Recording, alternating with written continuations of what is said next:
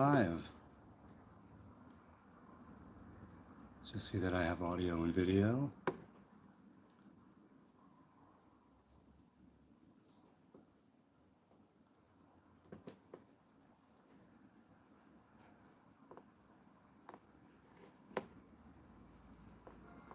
Okay. Commercial and skip. Yes? No? Come on, YouTube. Audio? Yes, I have audio. It's the Nazarite, bringing you Hebrew lore from days of yore. Whew, wow. Hey, y'all. Hello. Hi there. Okay. People. It has been quite. Hey, who's this? Connie E. Bonnie? Hi, Bonnie. Hey, Productivity is here. Robert Harrison is here. Hey, guys. Oh, so very ordinary is here. So, all right, I've got a Q&A going on, and I'll try and go before the chat and the other stuff. You know, hello from Salem, Massachusetts, where the Salem witch trials are. You look fabulous. Thank you. It has been, oh wow, it has been quite a festival of Pentecost and were held in the 1600s. Yeah, well, I thought it was a little bit even, I thought it was even later than that actually, but yeah, 1600s. Of course, witches and wizards are still among us. So yeah, it's been quite a festival of Pentecost and a Shabbos. Afterwards, wait, hold on a second. The 1690s, those were the last recorded ones. That's interesting. That's very interesting. Okay, so I started the Q&A thing because I haven't done that in a while. It's always Q&A over here on this channel, but I started a specific Q&A tab, and we'll see how that works because I haven't done it in a very long time. How are you people doing? Hey, Jeff Epstein is here. How you doing, man? How you doing? I'll tell you. So yeah, it's been a couple of days of just, hey, shalom, my friend. Hey, Luke Miller is here. How you doing, man? Good to see you again. It's been a couple of days of, right, Shavuot, right, the Pentecost, the wedding, the festival of the first fruit, the festival of the harvest.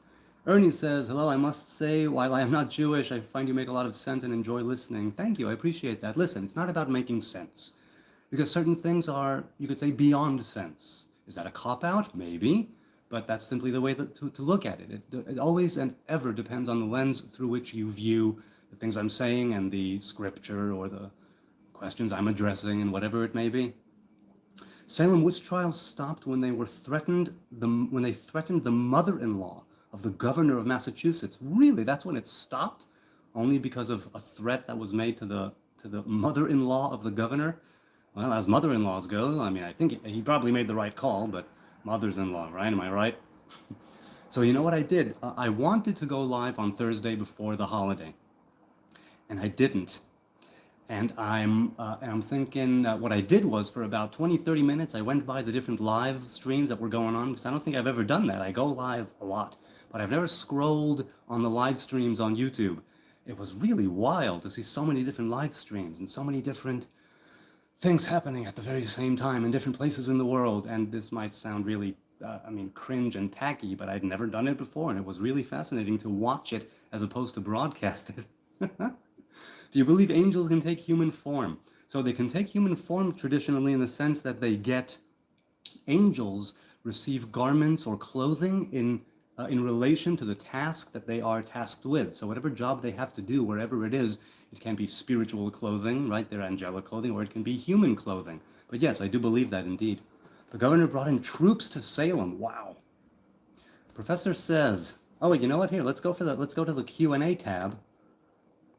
Nothing on the Q&A tab? That's odd, because I know that there are questions coming in. Well, okay, maybe it's running late. I have no idea. Does Judaism have a concept of Day of Judgment like Christianity and Islam? Well, it's likely not the same thing as Christianity and Islam. But yes, there is a kind of Day of Judgment, and there's the idea, right, the question rather, of if we have this life and in this world, and then we are judged when we die, which some say that we do, then why have a final Day of Judgment? Interestingly enough, I was just learning that in Pardes Limonim over the holiday.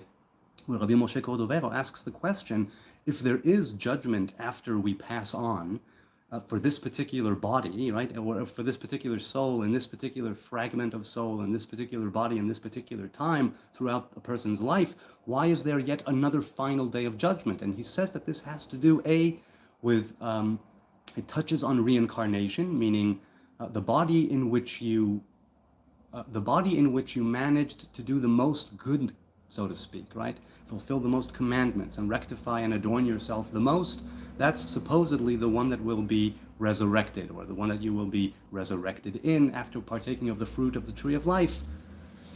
But yes, indeed, there is a final day of judgment.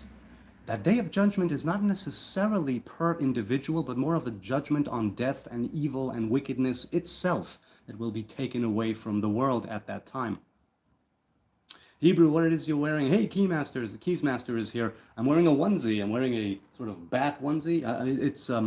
I don't know the character, right? But my woman got me this onesie a long time ago, and I don't think I've ever worn it. So I'm wearing it now live. Someone tell me what the character is, and it's a bat or some sort of a flying thing. Yeah. Hey, Shabbat Shalom is here. How you doing, Shabbat Shalom? Hamza is here as well. Symptom of Life is here. Eliminator of Israel is here. I am an angel of darkness, he says. Indeed, good to see you again, man. How can you be judged if there are thousands of people who die every day? It's a long line. I suppose there is a long line, but time and space do not apply in the spiritual realms. Ezra, Shalom, hope you're well. Do you remember me? I love your channel. I do remember an Ezra. I don't know if it's the same Ezra, but thank you. I appreciate the good vibes. Such a cute bat with a beard. Thank you, Dazzling Starlight. Thank you indeed. Is Armageddon McDonald's in Salem, Massachusetts? Wait, I'm trying to think. Oh, okay, here. Robert Harrison has a question here. Not trying to bug you to death, but do you have a certain date on the 2 reaction vids? Brother, love you. No, there's no date. I'm sorry. Sorry, man, there is no date. What's your view on digital ID? Well, what do you mean, what's my view? I'm thinking it's just part of technology. It's like if the government wants to keep tabs on you, they'll do it whether you want it or not. So, I mean, digital ID is just the same as the other IDs that we have, the analog IDs. Hey, Philonetic is here, giving money right off the bat to charity. Incidentally, I didn't check my bank account yet, but supposedly, likely, in the next, either the money came in from April, the payment came in because I was told it's on its way, I got the email.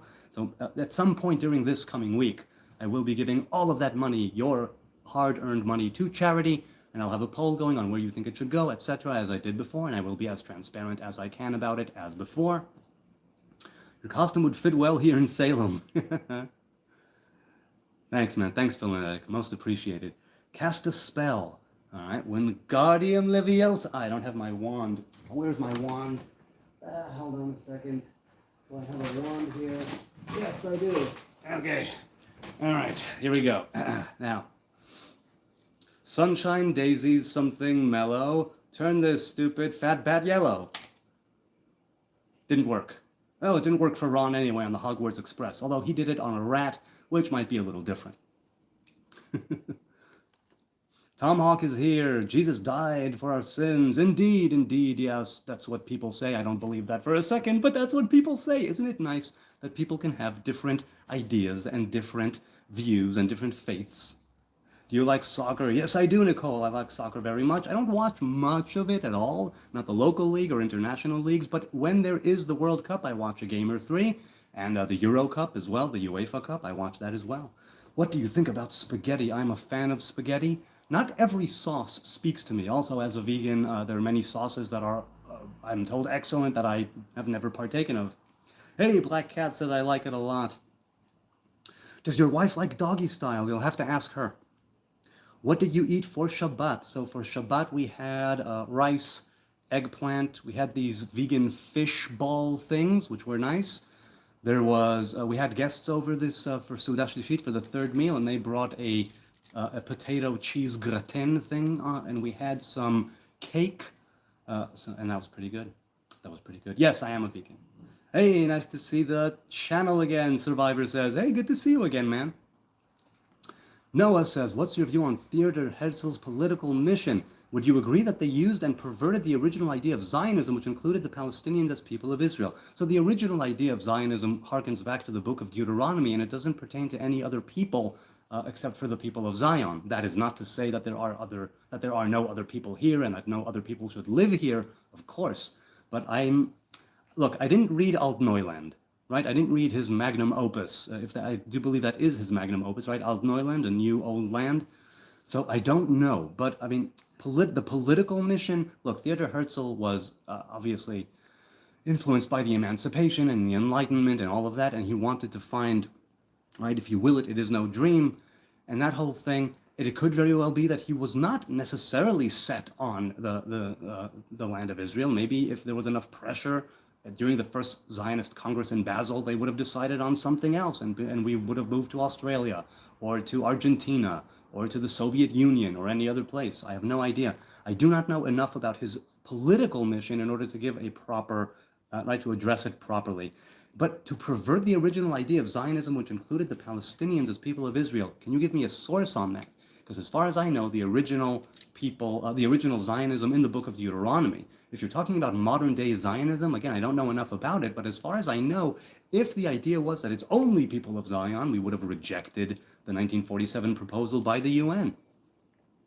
Tell us about the binding of Isaac ritual, says Frank. The binding of Isaac is said to have occurred between Abraham and Isaac. It was the last one of 10 tests. They called them tests. They weren't really tests, but for all intents and purposes, right?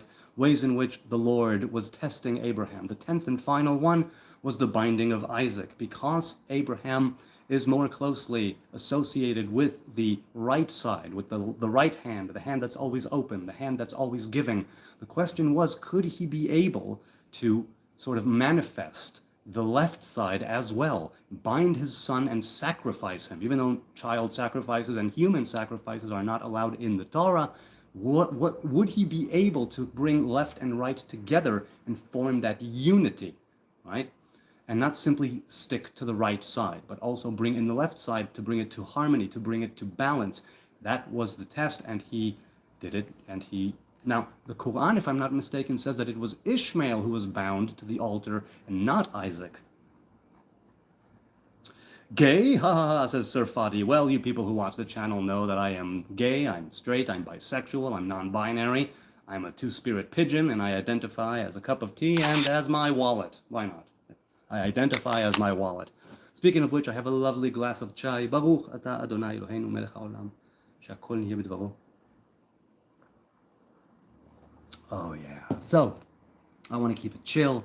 I want to keep it the good vibes. I don't want to get into any, blah. I want to keep it very chill. That's why I'm here on the couch and not where I usually am.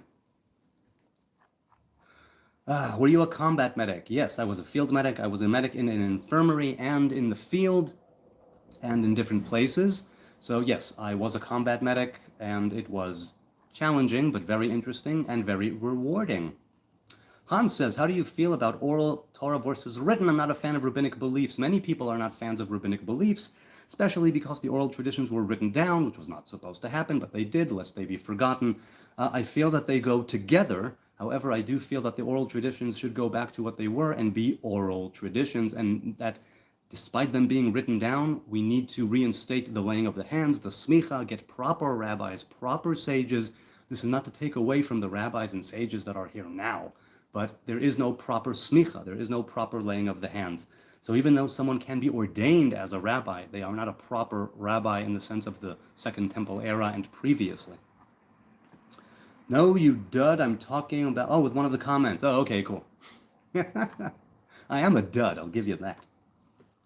Let's go to the Q&A tab, because I haven't used it, and let's see. No, only Robert is there now. So, okay, we'll just go with the regular chat, seeing as how people are not. I'll end the Q&A thing, because it's not really being taken advantage of. How do I end it? Here, end Q&A. So I'm doing the end Q&A, but feel free to continue with the Q&A. How do you feel about how I feel? Well, Cabe, is it Cabe? I don't know how you feel. I didn't read the comment. So please, if you want to say it again, right? The comments are going here. They're flowing, and I'm trying to get here and that. Pookie Boy says, Biker. Thanks, man. I'm not sure how you mean, but that's nice. It's tough being German. Not sure if Jews hate me or not. Well, Hans, I don't hate Germans. I don't hate people at large. Certainly not if it's simply based on where they come from. In order for me to hate someone, they would have to display really, really extreme views and actions. That's what I'm saying. Where's the Q&A tab? So because the Q&A tab was not being filled, I'm just going to do it as per usual with this, with the rail. Ha'im ata Israeli? Yes, I am. Bait cast Bob. Ana min Israel. I am from Israel. Have you been to McDonald's at Armageddon? No, I actually haven't been in Armageddon or Halmegiddo. Maybe I was at Halmegiddo sometime, but no. Are you hate Arab? No, I do not hate Arabs. Bro, show off the dreads. They look sick. Here we go. Dreads, all kinds of dreads. Yeah. Do you support onion food? Zimbab says. Well, you know what? There's an onion log. I was introduced to the idea and the flavor and the actual notion of an onion log. I was at a burger place one time. It was like the only vegan thing they had. A big onion log of fried onion, which sounds bad, but it was really, really good. Really it was, man. How do you Jews feel about Judas? Since Judas betrayed Jesus, is he looked up as a hero? No, it's neither here nor there, noctilucent, because we don't really follow the New Testament. It makes no difference to me who betrayed him. It makes no difference to me anything about that, because it doesn't really matter to me. But definitely he's not looked up to as a hero, I think. You're so handsome, Daddy. What do I have to do to meet you, says Brad. Well, if you're in the area of Jerusalem, hit me up in the DMs. We'll sit down for a cup of tea. What is that picture directly above your head? So we have, both of these were done by my mother-in-law when she was a young lass in the 1960s. We have artwork at home here from my mother-in-law, my grandmother-in-law, and my great-grandmother-in-law, who are all artists in their own different ways, some with woodcuts, some with watercolors, some with others. So yeah. So over here we have a kind of, it's like an emu sort of thing, I suppose. And over there we have a giraffe. How you got an American accent? From my parents who made Aliyah from America. I'm out of here, says Thomas. Have a good one, Thomas. God bless. I'm Jewish, says Stuthing. If we all here were all chosen, God needs us all, obviously. Well, humanity was chosen, right? It's not that Jews were necessarily chosen. The Jews were selected for a specific task. Other nations were selected for another task.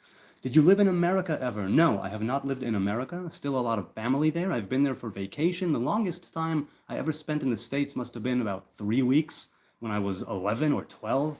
That's it. Hey, Sid Life is here. Nice costume.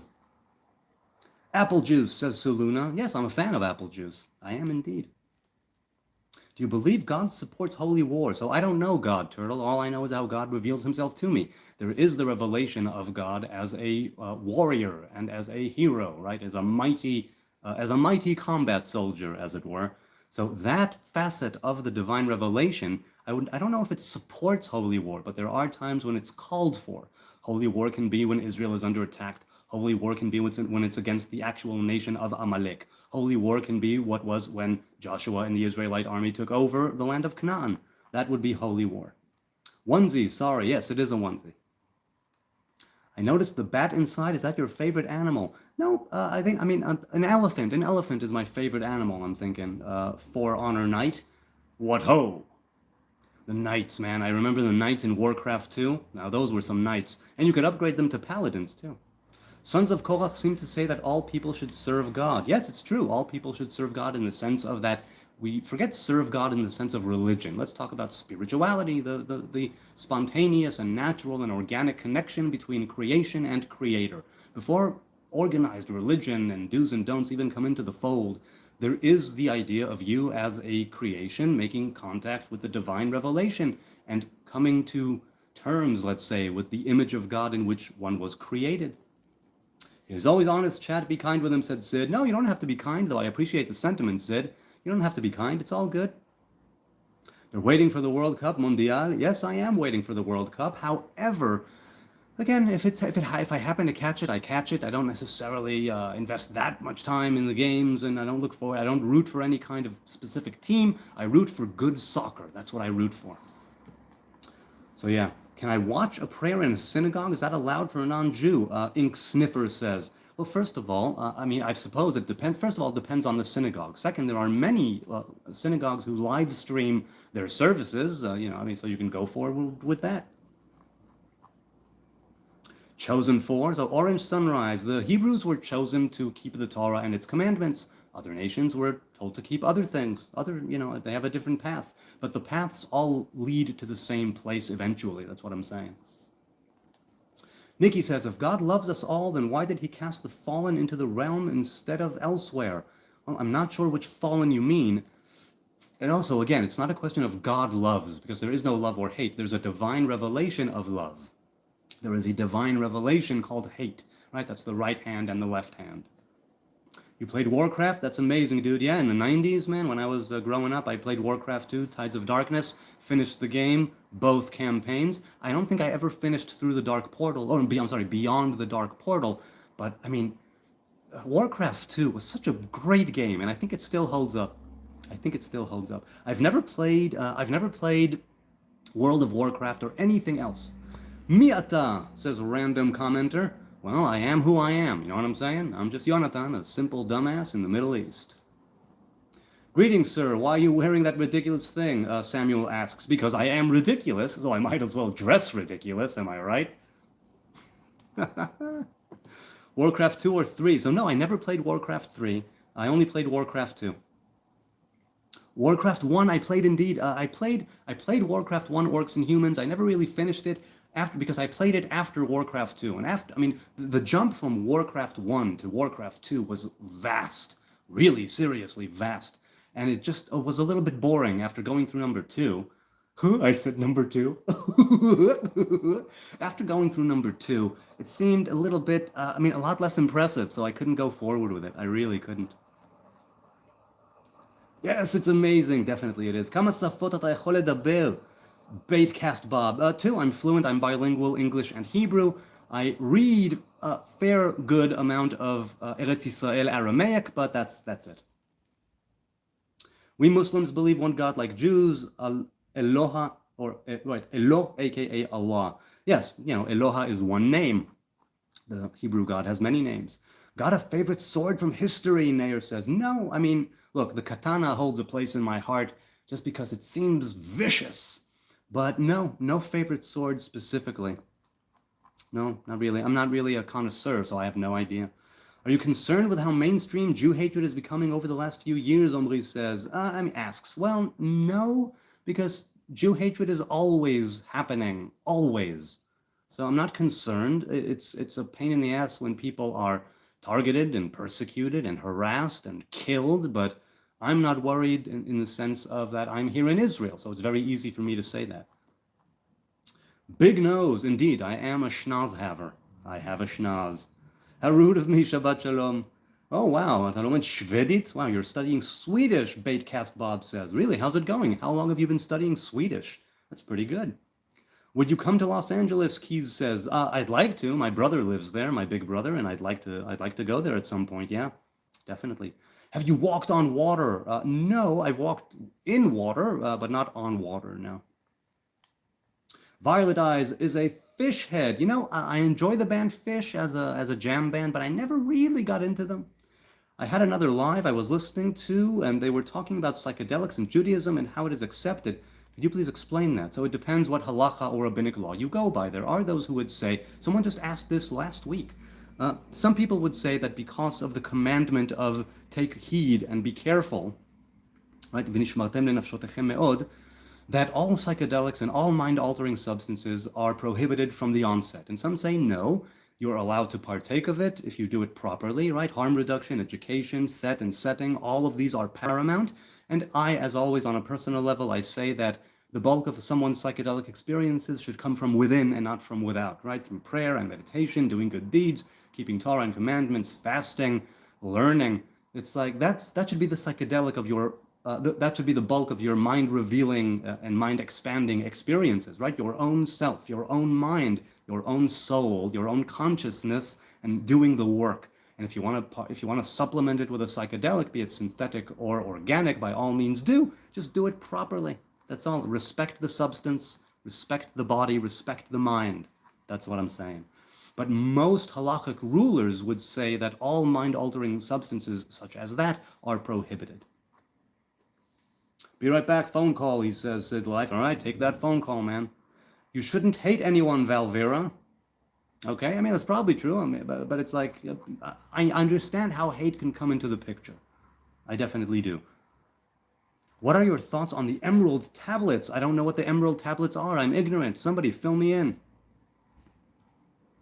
The Iranian Shia Amalek regime hates Israel. Most of the nation doesn't really. Well, soothing, they are not Amalekites. People, when they say, nowadays, if they use the term pejoratively, right, or if they borrow it, when someone calls someone an Amalekite, they mean you are deserving of death.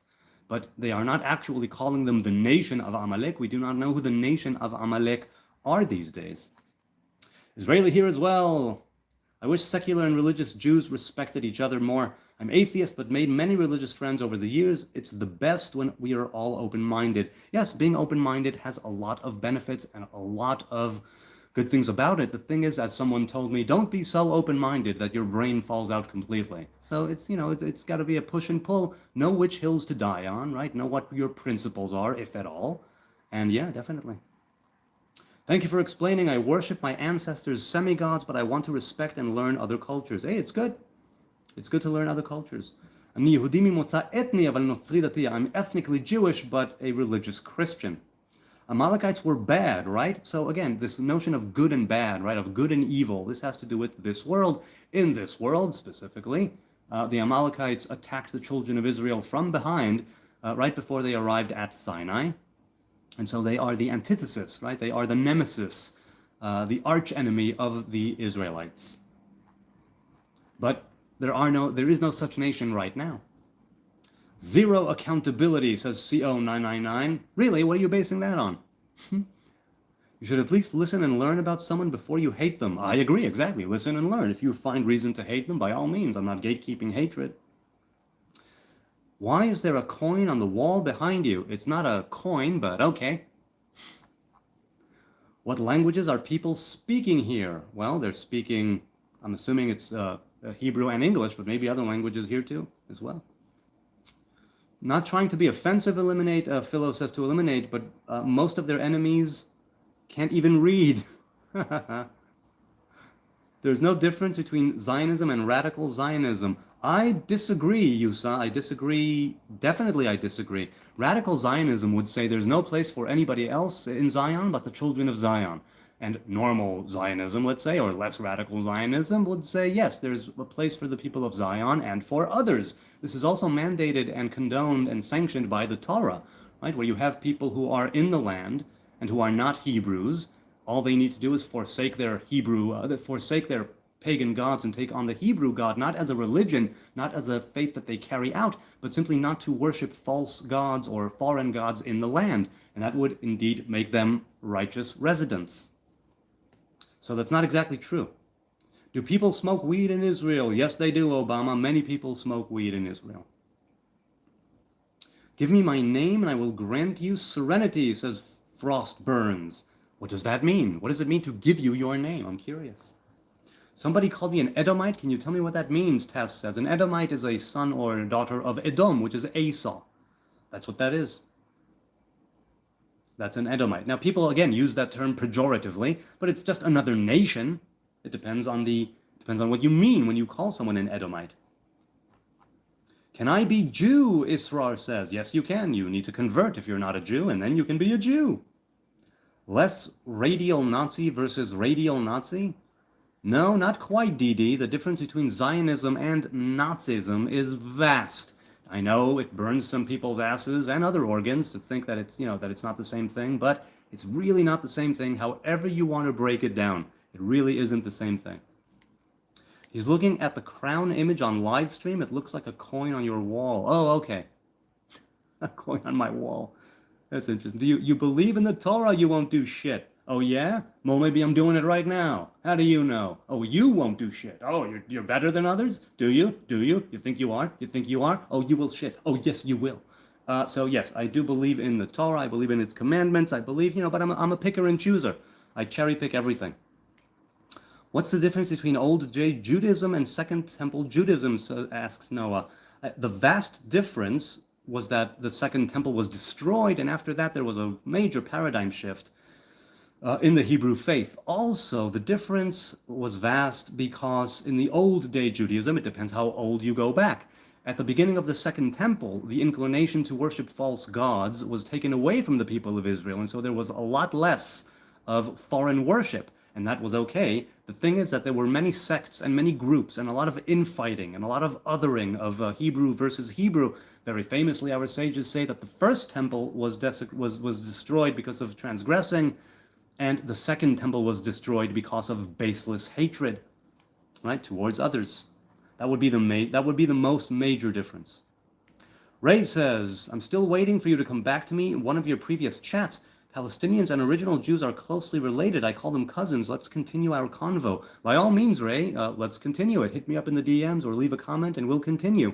I'm not sure what you're waiting for me to get back to you on, because I looked just before I went live on my YouTube comments and I didn't see anything. So either YouTube did not notify me, or it's not there for some reason. The algorithm, I don't know what. I mean, you'll have to actually take your time and maybe rephrase it. I don't know what it was. I don't know what the nature of it was.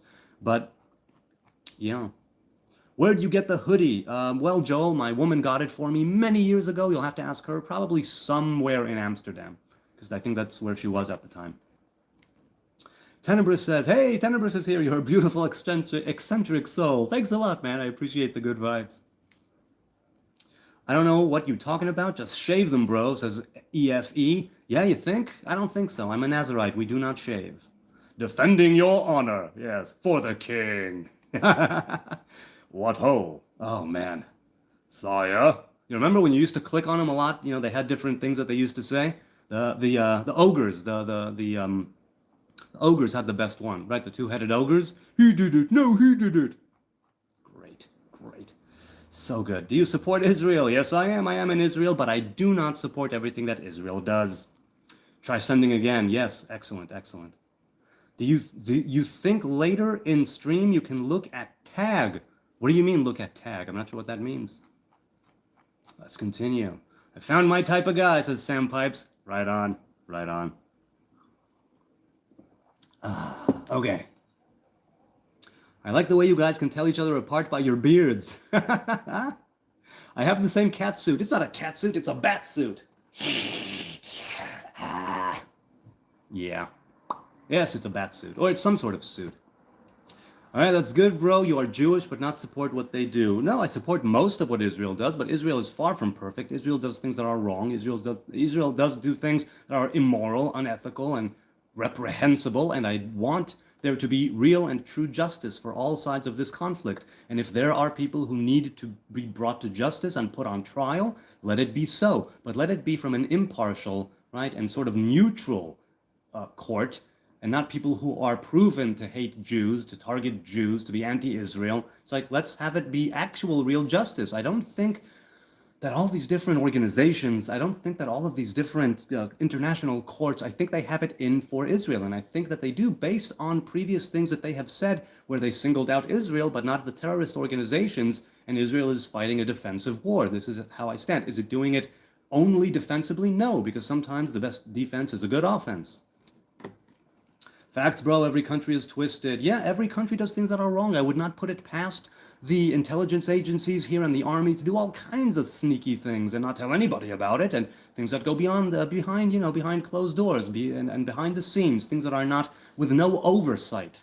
I remember in the movie The Good Shepherd with Matt Damon, where at the end of it, right at the end, the CIA is being established and all, and one of his colleagues says, the oversight meeting in a half hour, as if they will let us, as if we would let them look under our skirt, or something like that. Jews and Israel isn't the same thing. That is correct. Israel is all of the 12 tribes, and the Jews are the remnants of the kingdom of Judah, which is the tribe of Judah, the tribe of Benjamin, and parts of the tribe of Levi. So that much is true. It's good people everywhere, never forget that. Hi, girl, says M. Zane. Hey, hello. Hi there. I am Zane. All humans are indigenous to Earth. Exactly, we are all earthlings. We are all earthlings. Is it possible to criticize Israel without being accused of anti-Semitism? Yes, AA, I believe it is, but it depends on what you're criticizing, how you do it, and who is receiving the criticism, I suppose. They've become just like the rest of the nations, says Samuel. Well, in some ways, yes, and in other ways, definitely not. The other nations will not let us forget it. Questions are getting heavy, says Hamza. Hey, yeah, bring it on. I know it's chill vibes, so I want to keep it chill. But yeah, by all means, bring on the questions, for sure. You're really eloquent and well-spoken. I have my moments, AA, that's for sure. I'm a man of words. It's what I do for a living. Is Israel committing genocide? No, I don't believe Israel is committing genocide. I believe that Israel is fighting a defensive war. By the numbers, it's not genocide. By the intent, it's not genocide. Are there times when certain actions are being taken that can be construed as genocidal? Yes, but I still don't believe it's the intent of the people of Israel to annihilate everybody. If that were true, the war would be over in a couple of days. And that's not the case at all. Shavua Tov, love you, brother. Thanks, Gam Charlie, I appreciate it. Shavua Tov, a good voch, a good week to us all. How are you able to keep a beard so long? Well, Keys Master, I've never shaved in my life, really. Back when I had like a wisp of a mustache, when I was like 15, I shaved, but I've never shaved. Most of the beard is the original beard. I've never shaved it off. Why do you skip over the good, important conversational inquiries, Sunday Rabbi? Well, I'm not a rabbi, so I'm not a rabbi at all, not even close. Second of all, I don't skip over. The chat, there are 80 people here right now. Thanks for being here, guys and gals. And the chat's moving pretty quickly, so I can't, I see something over there and I address it here. That's the way it goes. If I miss you in the chat, it's not because I'm ignoring you. It's not because I'm filtering you. It's not because I'm censoring you. It's because the chat's moving rapidly. So leave a comment. I address every comment that is addressed to me.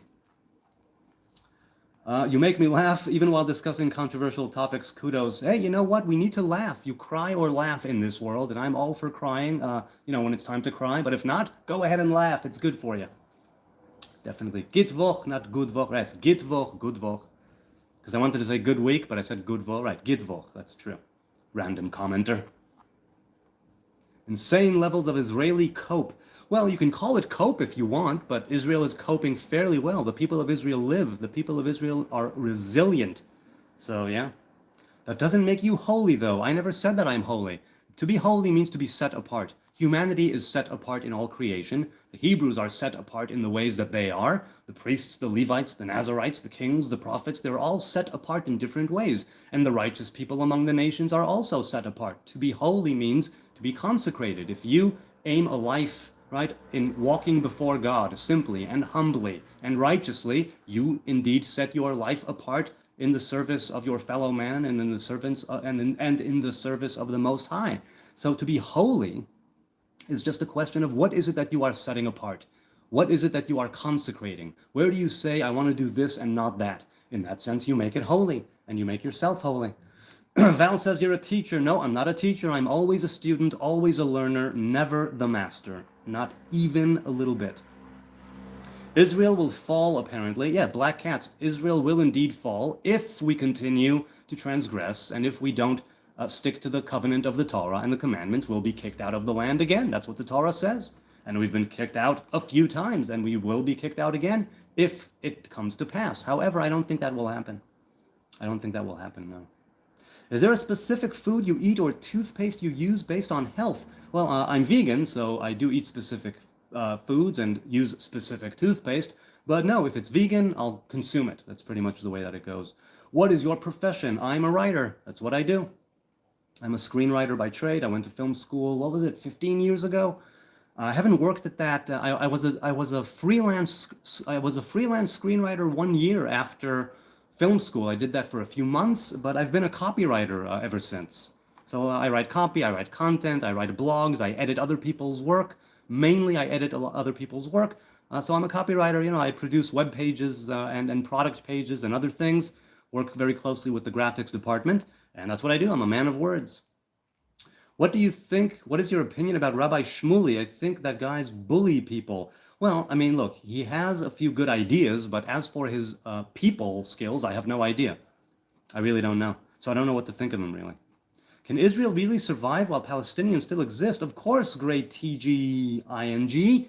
Yes, because, there are innocent Palestinians out there. Not all of them are warmongering assholes. The regime is, they're all terrorists, but the people themselves are just everyday Joe and Joette Palestine who just want to live in peace and prosperity and work for a living and raise families and, have lead a dignified life.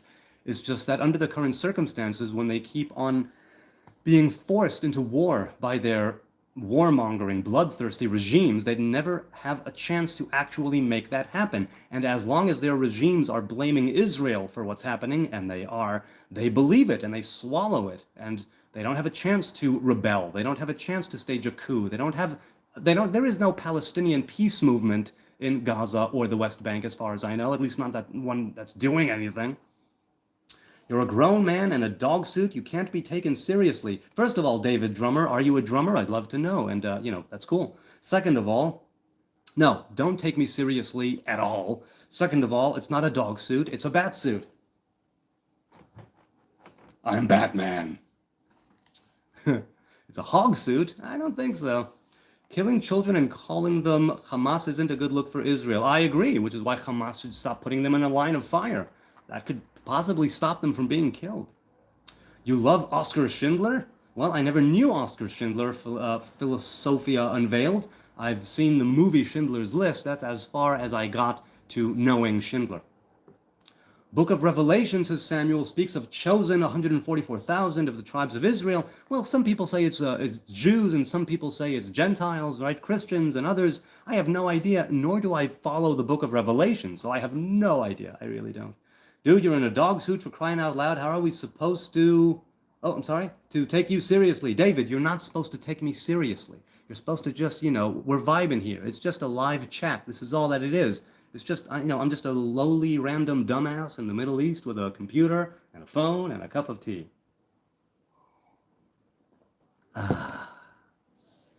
You can stop streaming and wasting service space also, says Aaron Daughtry. Yes, I could, but why would I do that? I love live streaming. I do it on an almost daily basis, and it's always a lot of fun. Ever tried blunts and joints? Yes, I smoked weed for a lot of my life, in measure, but I have stopped partaking of herb, and I'm not, I don't rule out doing it again in the future, but no, I no longer partake. I'm a fan of cannabis, sure, again, within measure, but no, I don't, weeds and joints are all well and good as far as I'm concerned. The thing is, be responsible, respect the herb, respect your body, respect your mind, respect the substance, and don't become a responsibility-shirking pothead. That's it, be a high-functioning stoner. That's what I say. Yeah. Have fun, dude. Thanks, man. I appreciate that, Rami. I do have fun. I do have a lot of fun here. I like your live streams and short videos, says Oh So Very Ordinary. Thanks, man. I like them too. They're a lot of fun. I love my weed, says Val. Yes, weed is a wonderful plant. It's good for, medicinal things, industrial things. It's good for getting high. The thing is to know when to quit, to take tolerance breaks, right? To keep your tolerance low, to not let it become something that your life revolves around. Like, oh man, I wish I had some weed. Or, oh man, I'm going to the movies. Maybe I should smoke some weed. Or man, I'm going to a show. Maybe I should smoke some weed. It's like, maybe not so much of that. Maybe if it's there, partake of it. Lovely. And if not, then it's not, and it's all good. At what limit does pot become non-kosher? Chezi says, I would say, again, at the point where you become a responsibility-shirking pothead, when you become, right, when you're a low-functioning, no job, no living, couch surfing, I don't know what. Look, people have different circumstances. Cat Williams, he said it best. He said marijuana was put here for people who are just on the grind. And I dig that. I do dig that. The thing is that if you, it becomes non-kosher, I believe, when your life starts to revolve around it. And when it's not, when you don't treat it in a kosher way, that's when it becomes non-kosher. When you don't treat the substance right, when you don't respect the herb, when you don't respect your body, when you don't respect the mind, right, your mind, that's when it becomes non-kosher for you specifically. Do you have books you like? Yes, I do, but do you mean fiction or non-fiction? I have many books of, faith and religion, let's say, that I enjoy, and other books. I was just rereading The Shining, Stephen King's The Shining. I love that book. I really do love that book. It is great, which reminds me of the episode of Friends where Joey puts it in the freezer. I used it to unwind because I live the rat race here in California. Yeah, if you use it to unwind, look, when I used to partake, it wouldn't be just getting high all day. It would be a toke or two from a joint. At the end of the day, usually the kids are asleep and I want to unwind with my woman, and I would take a few hits from a joint and put it aside, and that's it. So that's how I usually treated it for a lot of my life. So yeah, to unwind, exactly. For sure, you're great, says Own Ghani. Thanks, man. I appreciate that. Why is Israel putting Palestine under a blockade? Because XODO, the blockade, first of all, which blockade? Second of all, because there were different ones throughout the years. Second of all, if you have people who are coming in to kill you, something tells me you'll erect or establish checkpoints along the way. Any nation would do that. We have borders that we need to keep. And we have the Palestinian regimes that are looking to eliminate the people of Israel en masse. So that's why. Getting high is stupid, says Keysmaster. Again, it depends who you ask. If it's, look, I'm a fan of recreational use, but not under every circumstances, right? If you're getting high just to get high all the time, then you need to really keep it to a minimum, because otherwise, if you're always high and you're never sober, then it really starts to lose its touch, which is why I say take tolerance breaks, keep your tolerance low, don't neglect your body, right? Work out, stay active, and if you want to take a toke, that's fine. It's like, that's the best thing to do, I believe. But that was just me and my experience. Other people use it differently. Also, people who use it medicinally, and again, smoking it, eating it, what's more harmful, what's less harmful, education and harm reduction is key, is really, really key. Thank you, Mr. Bats Clips. No problem, NZ Gambler. Are you a gambler? Indeed. Now that's one hell of an addiction. That's crazy. Weed is the great gateway drug. Ask any dead druggie. Well, look, if you have a history of, let's say, abusing chemicals and substances in your family, of addictions, maybe don't partake of it at all. Or if you see that you are starting to fall down that rabbit hole and start to spiral down into using it every day and not being fulfilled in life without it and always wishing you had it and needing it. Now, needing it, I don't mean physically, I mean psychologically, because marijuana is not physically addictive, but it is psychologically addictive. And if your mind becomes used to that tetrahydrocannabinol injection into your psyche and into your body, yes, it can be something that's highly addictive. Any advice to become successful in this generation, Guru? Well, I'm not a guru, but I will say the tip to becoming successful in any generation is A, be humble, and B, don't stop. Do what you do. Continue doing what you're doing. At some point, if you do it in earnest, if you do it right humbly and righteously, then at some point somebody will tell you, oh, you know what, I want to work with you. Hey, you know what you're doing is all right. Hey, you know what, I want to get to know your work more. Whatever it is that you're doing. Now, also, how do you define success? Do you define it with money? Do you define it with a family? Do you define it by having friends? Do you define it by being child-free? How do you define success? Do you have kids? Yes, I do. GGG. I have 4 kids. God bless them. Shalom, says Ray. Do you believe early ancient Israelites practiced henotheism? If so, what are your thoughts on original Israelites recognizing multiple deities? We still recognize multiple deities. We simply don't worship them. So yes, the ancient ones did, and so do we. The thing is that we say we put all of those gods aside and we go for the one Hebrew God. That's pretty much it. That's where it breaks down. Everything is addictive, but loving God isn't, says Manuel. Well, that depends who you ask, because projecting that amount of love towards your creator can indeed backfire in the positive sense, right? You send your bread upon the water, and in time you find it. And when you manifest more love, and when you manifest more, because look, what does it mean to love God? I don't know God. All I know is the divine revelation. I don't know the divine.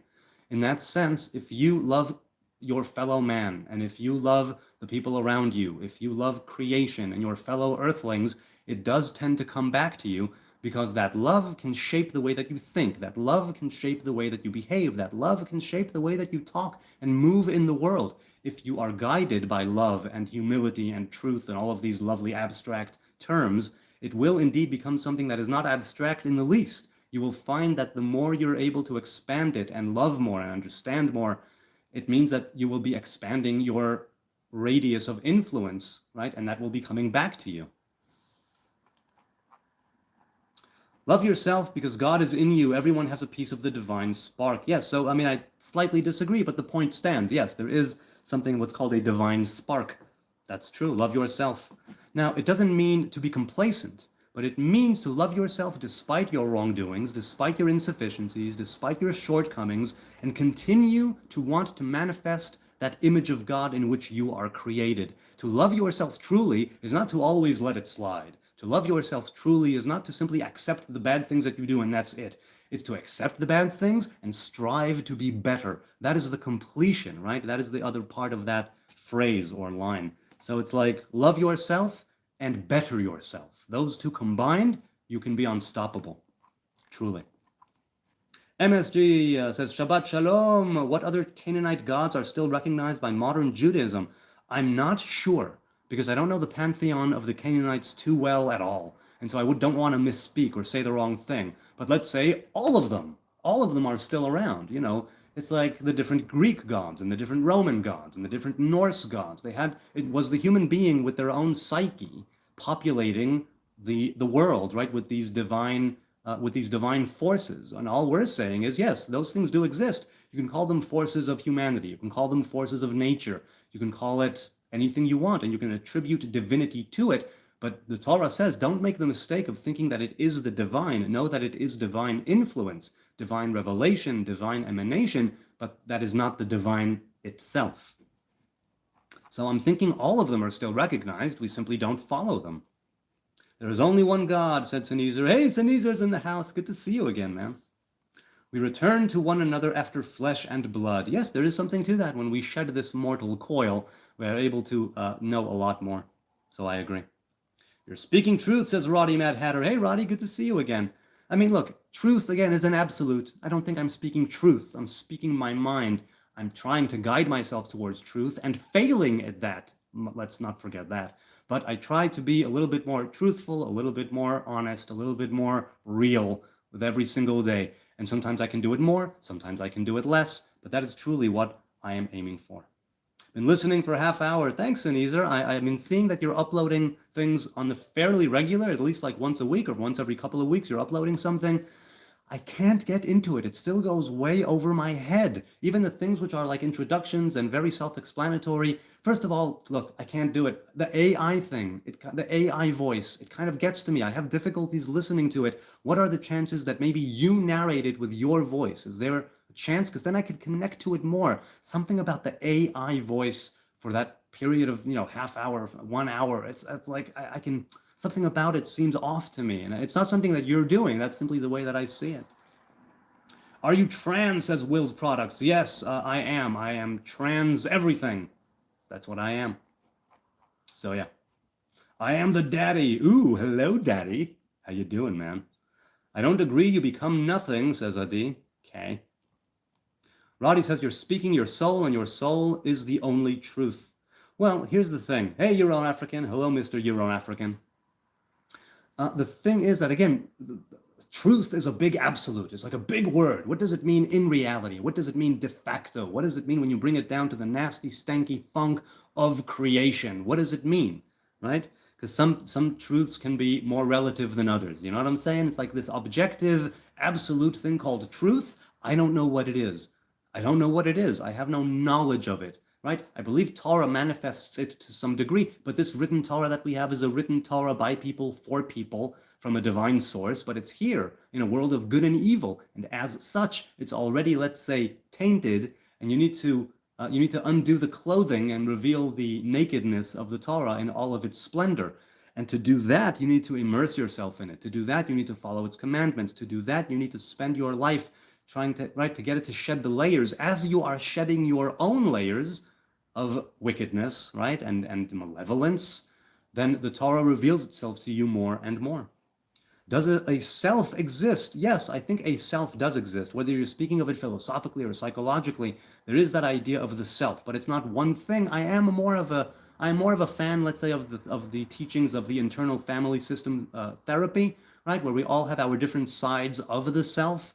And transactional analysis, where you have the adult and the child, and you have the one in between, that whole thing. So yeah. Shit gets done under the table, says NG Gambler. Are you referring to your gambling? I'm loving this chat. It's almost been an hour. A quick aside to say thank you, good people, those watching now, those watching later. Shout out to the replay crew. It has been a lovely Chag and Shabbat, right? A lovely holiday, a lovely Shabbat, and now I am ready for the new week. God willing, it will be a very good week. I'm so thankful that you're here with me for this Saturday night hang. I don't take it for granted. You know, I press go live, and there's a conversation here, and there are people here, and there's a chat here, a discourse, some intelligent questions, some less intelligent questions. I'm definitely less intelligent, so you can see how it can really, really resonate with me. And you could be doing anything else right now, anything, but whoever you are, wherever you are, I deeply, deeply thank you for your kind attention, your participation. People who are giving money to charity, God bless you, man. It's always awesome. And yes, 100% of it goes to charity, which is really great because you good people are giving your hard-earned money. And I still don't know which charity I will be giving to this month. That is the payment of this month from the month of April, but hopefully it will be something awesome. Violet says, you're a kind person. I truly like watching your lives. I'm glad it was quiet enough for you to see my questions. Yes, me too. Thank you. I appreciate the good vibes. 4H2O Liquid says, do your fellow Jews appreciate what you are doing, or are you just like, F it? I guess it's a mixture of both. I have no idea. I mean, people who come here in the chat, some of them appreciate it. Some of them say that I'm a disgrace and an abomination and that I'm a heretic and a blasphemer. All of those things are true, by the way, because who am I to gatekeep, right? I'm new here. What's your content, man? Well, FZ, welcome, welcome. It's the channel that deals with, you know, it's a Q&A usually, live from Jerusalem, and it's faith, spirituality, religion, self-development, underarm farts, underleg farts, and any other farts, really. It's, I mean, we're not so fart-centric, but sometimes when we get going, man, we get going. Hey, thanks a lot, I'm sorry. Philonetic, thanks a bunch, man. If I gave, Nikki writes, if I gave idea here that could save lives in Israel, do you know anyone up the ladder in government that you could speak with about it? No, I do not. And I'm not, sadly, I would say sadly if I was sad about it, but I'm very happy that I don't know anybody in government, truly. What about queefs? Ooh, you know what? We have not discussed queefs. That is interesting. People, what do you say about queefs? Little Wicked wants to know. So no, I don't think we've ever discussed queefs. By all means, go for it. Shimon says, I am Yonatan, and you are presumably Shimon. Shalom Alecha, Shavua Tov. So yeah, last week was Hebrew Nazarite Awareness Week. This just today, the Torah portion of Naso, where the Nazarite appears, only 7 verses. 7 verses that encompass a world entire. 7 verses on the Nazarite vow. The ones that continue it are what happens at the end of a set period of time vow, what happens if that vow is broken, but the essence of the Nazarite vow is those 7 verses, and it's amazing, amazing, amazing to be able to continue this amazing path and true wondrous path of the Nazariteship. I am blessed. Are you Jewish, or just ethnically Jewish without the religious part, says Mimi. I don't consider myself religious, but I grew up modern Orthodox in Jerusalem. I no longer keep strict rabbinic law in some things, but I do keep to the Torah, oral and written alike. I don't consider myself Orthodox or religious anymore just because I don't want the label. I want to just do my Hebrew thing. I'm a simple Hebrew man with no denomination and no sect and no group that I'm associated with, but Orthodox Judaism will always be my root. Orthodox Judaism will always be my home. That is rabbinic Judaism, right? So yes, I am Jewish, and ethnically Jewish, and religiously Jewish, and non-religiously Jewish, and everything. I want nothing to do with you, says Crow Ink Shop. Hey, that's cool, man. It's all good. Swipe away. Swipe away. Here, wait. Let's go. Reducto.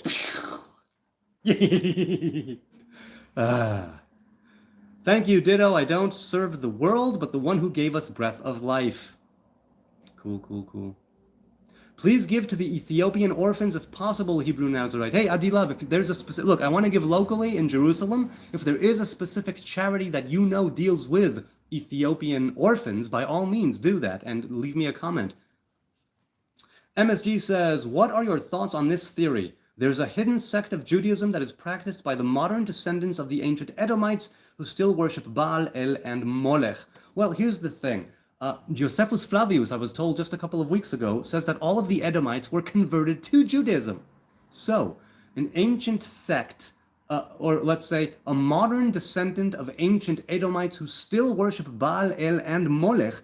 As far as I know, the Edomites do not worship those gods. As far as I know, the people of Edom also worshipped the Hebrew God, or right, the God. I don't know if there was a God of Edom, because Esau received the blessing from Jacob, right? Esau and Jacob are brothers. They both received blessings from Isaac, and so I don't think that the Edomites have an Edomite God. Someone correct me in the chat if I'm wrong. Is there an Edomite God? I don't think so. I don't think so. But okay. How many Nazarites can you fit in a vineyard? There's got to be a joke there. Well, hey, you know my joke, right? The one joke I came up with? A Nazarite walks into a bar. The bartender says, "Why the long hair?"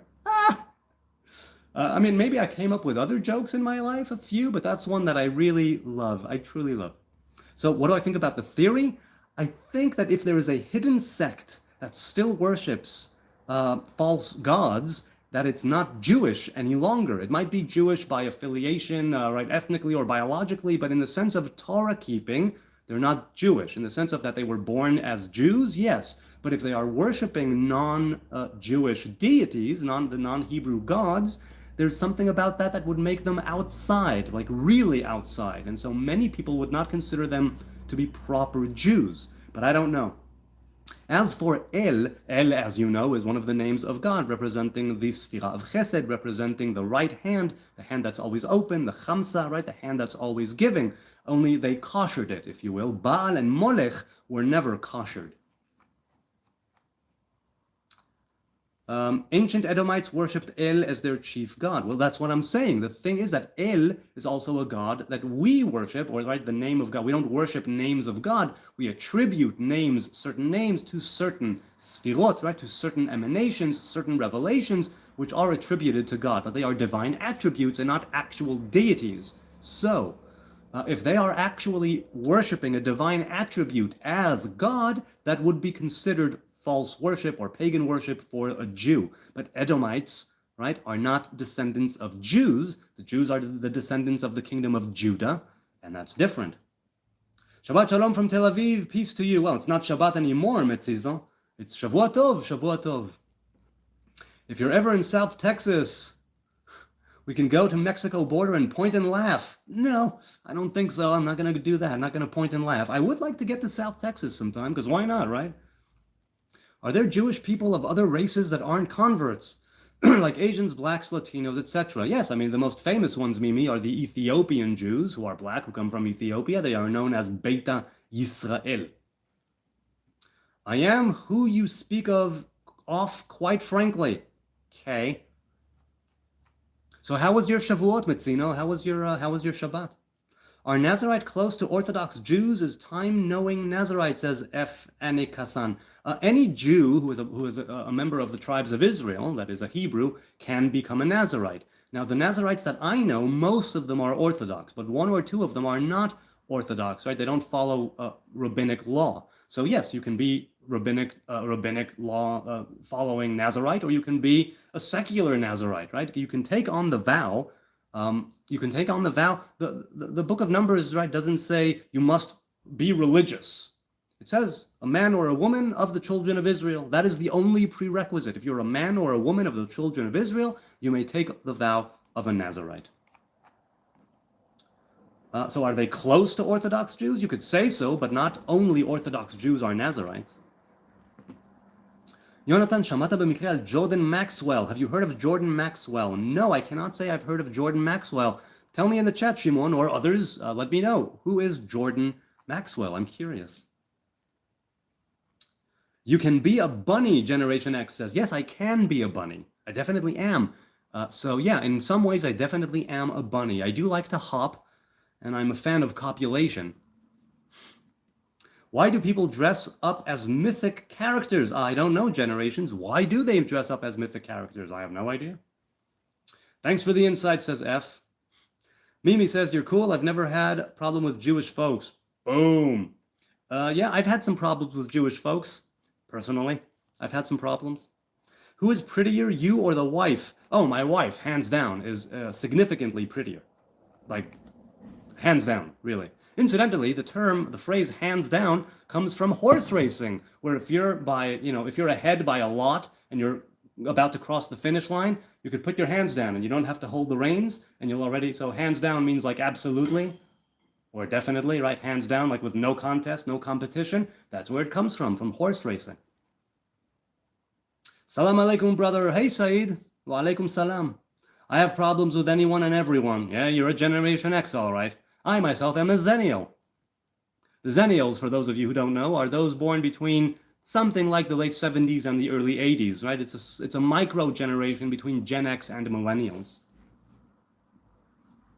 Aren't you not supposed to be working on Sabbath, Jew? Yes, the Sabbath ended 2.5 hours ago. No, 2 hours ago and 50 minutes. So no, I did not work or do any labor on the holiday of Shavuot or the Sabbath. It was 50 plus hours of no screens, no electricity that I was turning on or off. I had timers turning things on and off, like lights and stuff. And it was gorgeous. It was beautiful. Time with the family, time to study Torah, time to read I started rereading The Shining, as I said. So I had time to relax and rest. I even managed to nap today a little bit before I took the kids out to the park or joined them in the park. So it was truly a lovely time. Look, not many people who are in this chat right now have probably gone for 50 hours without their phone. I'll tell you, it's great for the dopamine, it's great for the mind and the psyche and the body and everything to turn off the screens. If you're Jewish, you're not Jewish, you're religious, you're not religious, choose one day if you can afford to do it.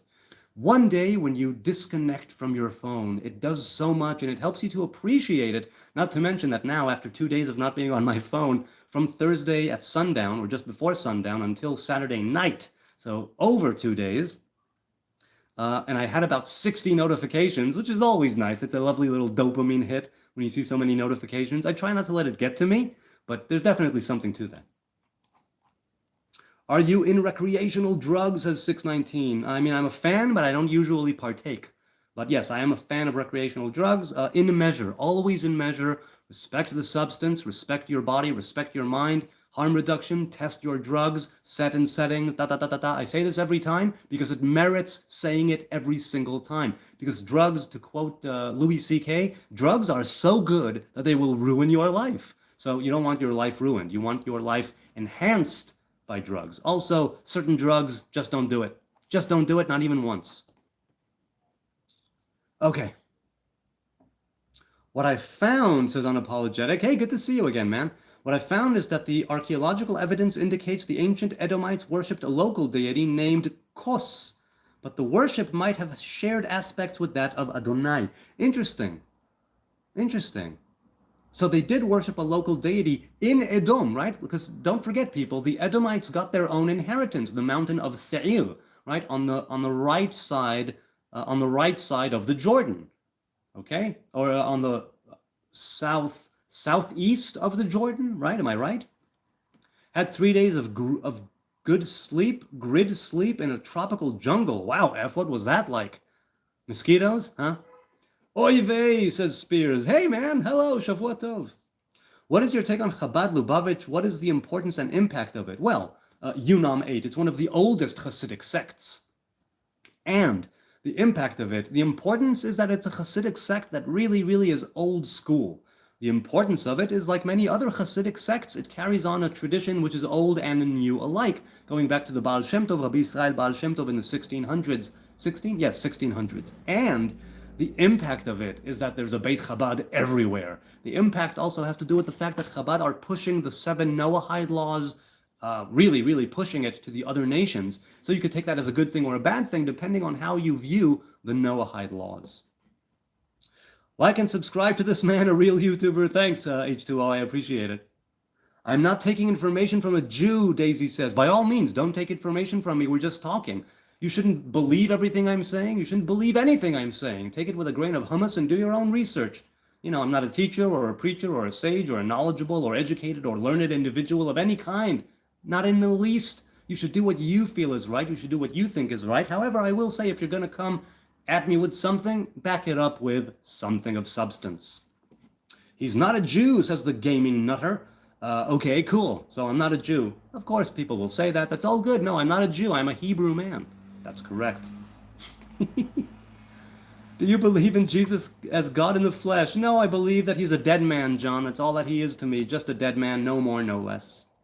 And yet you're here, Daisy, looking for attention. We see it. Hey, Scoots, 8820. It's all good. We're all looking for attention. We all have this need, some more than others, right, to form connections with other people. Even the most introverted of introverts does want some sort of a connection, does want to be noticed occasionally, does want to be asked, how is your day going? How are you? Tell me something.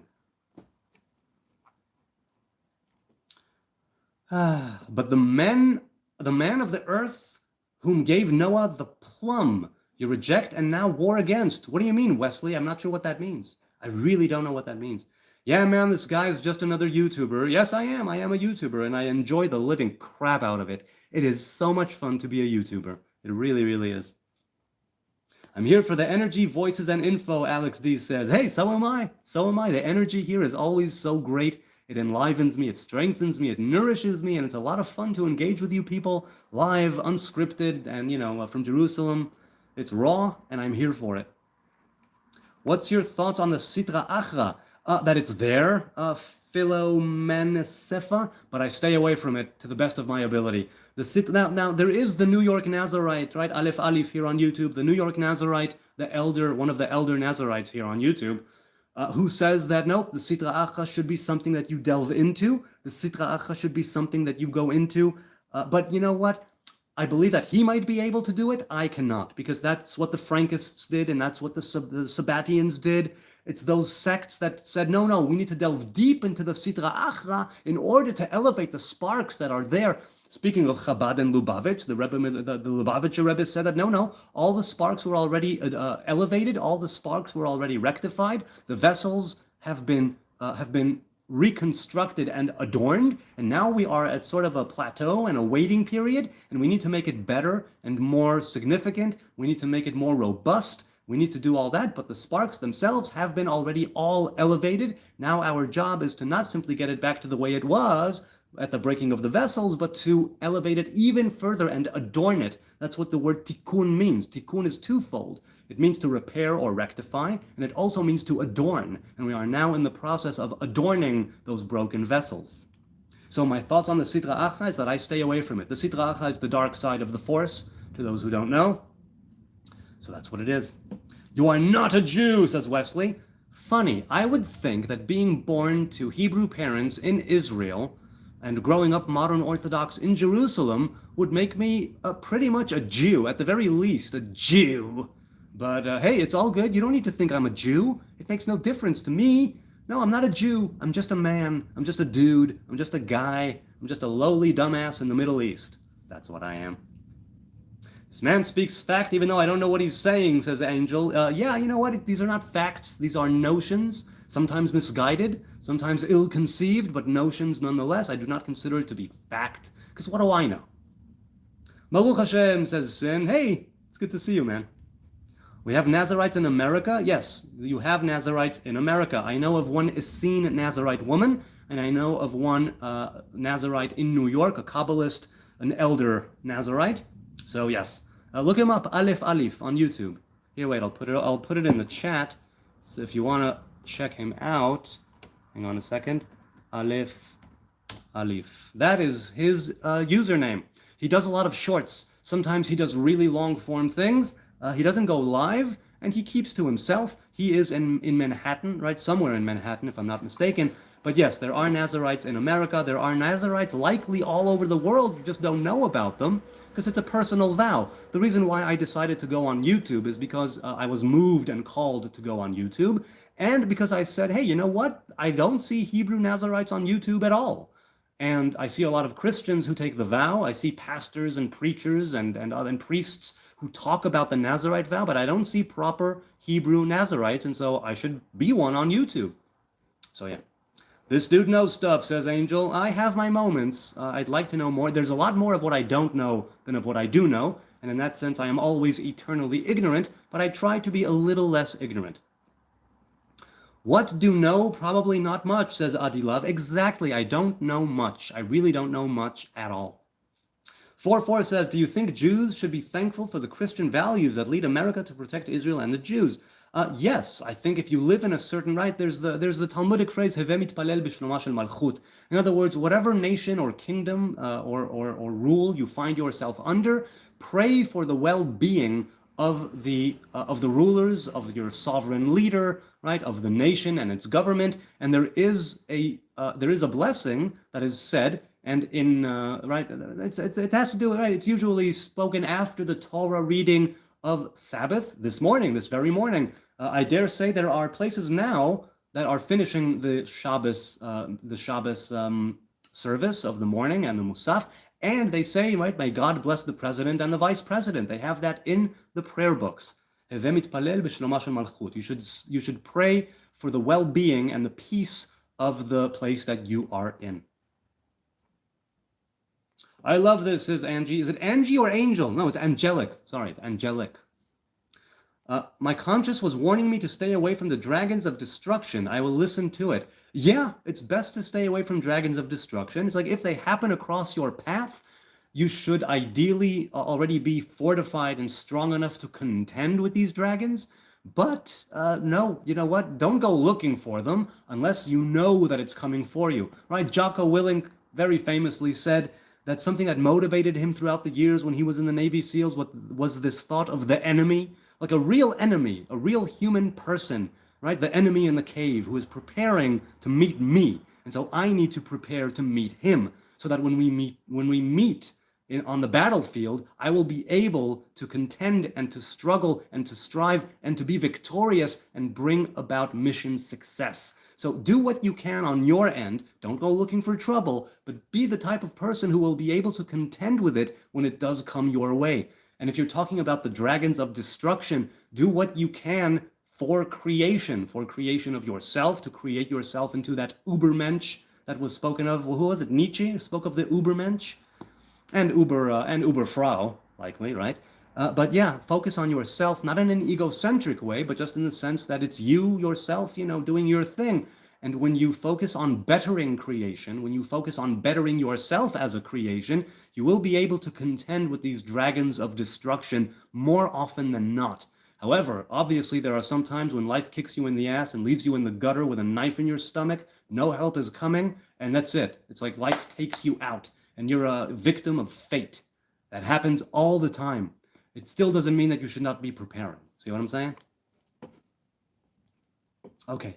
Is anyone even listening? If so, then you'd know this isn't a debate, so save it. No, it's not a debate. I'm not a debater. I'm not looking to change anybody's mind. I'm not looking to alter anybody's views. I'm not looking to sway anybody's opinion. I'm just having conversations with people. That's all that this is. It's all it will ever be. Lord knows I'm not a debater. My God. Jonah says, the Torah, wow, you should understand why you got kicked out of every country you entered. It's so clear to everyone. So first of all, that's false. We did not get kicked out of every country we entered. Plenty of counties, cities, villages, and countries. Some countries did indeed kick us out. Very famously, the Arab and Muslim countries after 1948, Spain, England, Portugal, and others. But no, you should understand why. By all means, I'm ignorant. Tell me why we were kicked out. Tell me why. I'm curious. Stop all hate, says Liquid. We are all men and equal. None of us chose this. Let's support each other, not hate. I agree. Mamash. He's a unique soul that's simply expressing himself. Yes, Mad Hatter. I mean, I'm not unique. I'm unique in the sense that we are all unique. I'm special in the sense that we are all special. It's all the same thing. We each were created with a specific mission, a specific job, a specific task that you right there need to fulfill in your life. Part of your mission is to find out what it is. Your mission, should you choose to accept it, is to find out what it is that you're supposed to be doing in this world. What is the gift, the unique, special, personal gift that you can give the world? Figure out what it is. Try to get it done. See you tonight, sweetheart. Thanks a lot, man. Ding.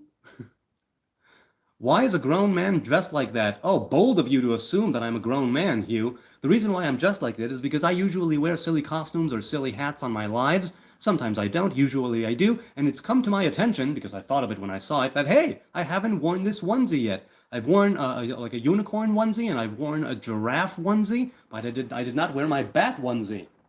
So, yeah, I wanted to do that. What animal is it? It's a bat. It's some sort of a bat, you know. Yeah. Yeah. I am funny. I am funny because I'm having fun. Not because I'm funny, but because I'm having fun. That's why I am funny. אתה מדבר עברית? חיובי, ריקרדו. אני מדבר עברית. מה איתך? האם אתה מדבר עברית? Do you speak Hebrew? Yes, I do. Yes, I do. יא אח יקר. שלום, שבוע טוב. אח יקר. Beloved brother. אני מישראל. וואלה, גם אני. אני מירושלים. Where are you from, man? A fellow Israelite, or Israeli, depending how you look at it. Is Kahanism becoming more prevalent or just more visible? Neither. Kahanism is a terrorist group or organization or party. That's why it was not allowed to run in the elections back when Kahana was alive and doing his thing. The ideas, right, and the tenets of Kahanism, right, of Kahanachai and Kach, they are still around, but not a lot of people follow them to the best of my knowledge. A lot of people say that he still said things that were too extreme for their tastes, but I have no idea. And I think that if you would try and revive Kahanism, it would be folly, and a few people would go with it, but most of the people would not go with it. Ben Kamata, how old are you? I am 43. 43 years old. That is me. Ben Gvir was part of Kach. See, I don't know Ben Gvir. I know the name, but I don't really know anything about him other than the fact that he is the Minister of the Interior Security. Right? The Minister of the Interior. That's all I know. That's all I know. I don't follow the politics. I don't follow what people are doing or saying. No idea. Atanasui. Yes, I am. I'm married. I've been married for 23 years and counting. I was married at 20. I married my first girlfriend who I met at 16. On the street, right out here. I mean, out here, not right out the window, but in Jerusalem. Met her at Zion Square. What tribe of Israel are believed to be in the country of Israel today? Judah, Levi, Benjamin. So yes, those three parts of Levi, right? Judah, Benjamin, and Levi, new construction, is the kingdom of Judah. Parts of Levi were in the kingdom of Israel, and so they were exiled. Parts of Levi are here. There's also, right, they say, there's also the idea of other tribes that may not be recognized as such, but different people and different people who made the, right, people from India, people from Ethiopia, people from, where else, right, the tribes of Menashe, the tribes of Gad and Reuven, but basically speaking, the remnants of the kingdom of Judah, so the ones that you mentioned. Google Yisrael Hayom bottom of darkness article. So from what I've been told, Yisrael Hayom is just a political rag that's not even worth what it's printed on. But that's what I was told. I have no idea. Are you Christian? No, I am not Christian. I am a Hebrew man, Ricardo. I'm definitely not a Christian. מאיפה אתה באמריקה? אני לא באמריקה. I am not in America. I am in Israel, born and raised in Israel. I have American parents, hence the American accent. Right, but if you want, I can talk like this. I can make it a bit more, international. That I'm not really American. I've got a passport, right? But I'm not, it's just not what I'm doing. Right? I'm not American. This is why I don't vote. Right? When there's American elections, I don't vote because I don't think that I ought to vote. Not American. I mean, I am American and I'm not American. English, yeah. It's really bad. It's a really bad English accent. Dismantle IDF, says that jit M. Really? Because if you dismantle the IDF, I've got news for you. It won't just go into nothingness. The IDF was comprised of the terrorist organizations, right? The terrorist organizations of Lehi, Irgun, and Etzel, and others, right? So I'm thinking, no, you do not want that. Because if the IDF disbands and is dismantled, we will go back to having different civilian pockets of resistance against the terrorist organizations that want to come against us. And unlike the IDF, which tries sometimes, usually, to adhere to international law and local law, those people will not give two shits about local law or international law. And I don't think you want that. I really don't. What is this about, says Turkey. Hi, Turkey. Good to see you, man. It's whatever it is you want it to be, really. But it's, faith, spirituality, religion, self-development. You are not Jewish, you are Mott Christian. What is a Mott Christian? As for not being Jewish, yes, Wesley, I understand you think I'm not Jewish. That's great. I'm happy that you think that. I suppose the fact that I was keeping the holiday of Shavuot and Shabbat and reading Torah and keeping all the meals and talking to God, I suppose that means nothing to you. And hey, fair enough. But let me ask you, what would I have to do in order for me to be a Jew as far as you're concerned? I'm just curious. Not that I will necessarily do it, but what do you think I ought to be doing here? That's why we like this channel, because of your honesty. Hey, the honesty is all I have. It's all I have, right? If I'm not going to be honest, what the hell am I doing here? It's like, you gotta go with truth. I mean, it's like, to go with truth is the best bet. Your best bet is going with truth. This does not mean reveal yourself 100% to anybody and everybody. It's like, know who to talk to, know when to shut up, know what to reveal and when. Case in point, if you ask me about sex, I'm totally open to talking about whatever you want. If you ask me about my sex life, that's when I go, no, that's my sex life, it's private, it's personal, that's where I'm not going to go, and those questions I will not entertain. But do you see the difference? To talk about sex means me being honest. Talk about my sex life is me being too honest. That is to say, I need to keep my boundaries. And in boundaries, you can have creation. Within constraints, you can have true creativity. This guy is worth 1,000,000 Wesses. No, I'm just one dude. Just one dude. I'm barely worth myself. I'm trying to make that work. You frauds shall be soon removed. Okay, cool. Go for it, Wesley. Are you going to remove me? Have at it. Is these braids your natural hair? Yes, Turkey. These are Nazarite dreadlocks. You know, just freeform organic dreads. You see, this over here is not even dreaded. It's probably never going to dread. It probably will fall off at some point. But yeah, this is just natural, organic, freeform Nazarite dreadlocks. That's all that those are. Do you have an Ilan, man? Now, by Ilan, do you mean a Kabbalistic tree that pertains to me? Or do you mean a different sort of Ilan? Which one do you mean? I'm not sure. Holy forehead. Ha! Thanks a lot, man. I appreciate it. How many Noahides have you encountered, sir? Many Vil Rugen online. I've encountered many. Others, it's not like people have come up to me in the middle of the street and say, hey, you know what? I'm a Noahide. And I would go, yay, good for you, man.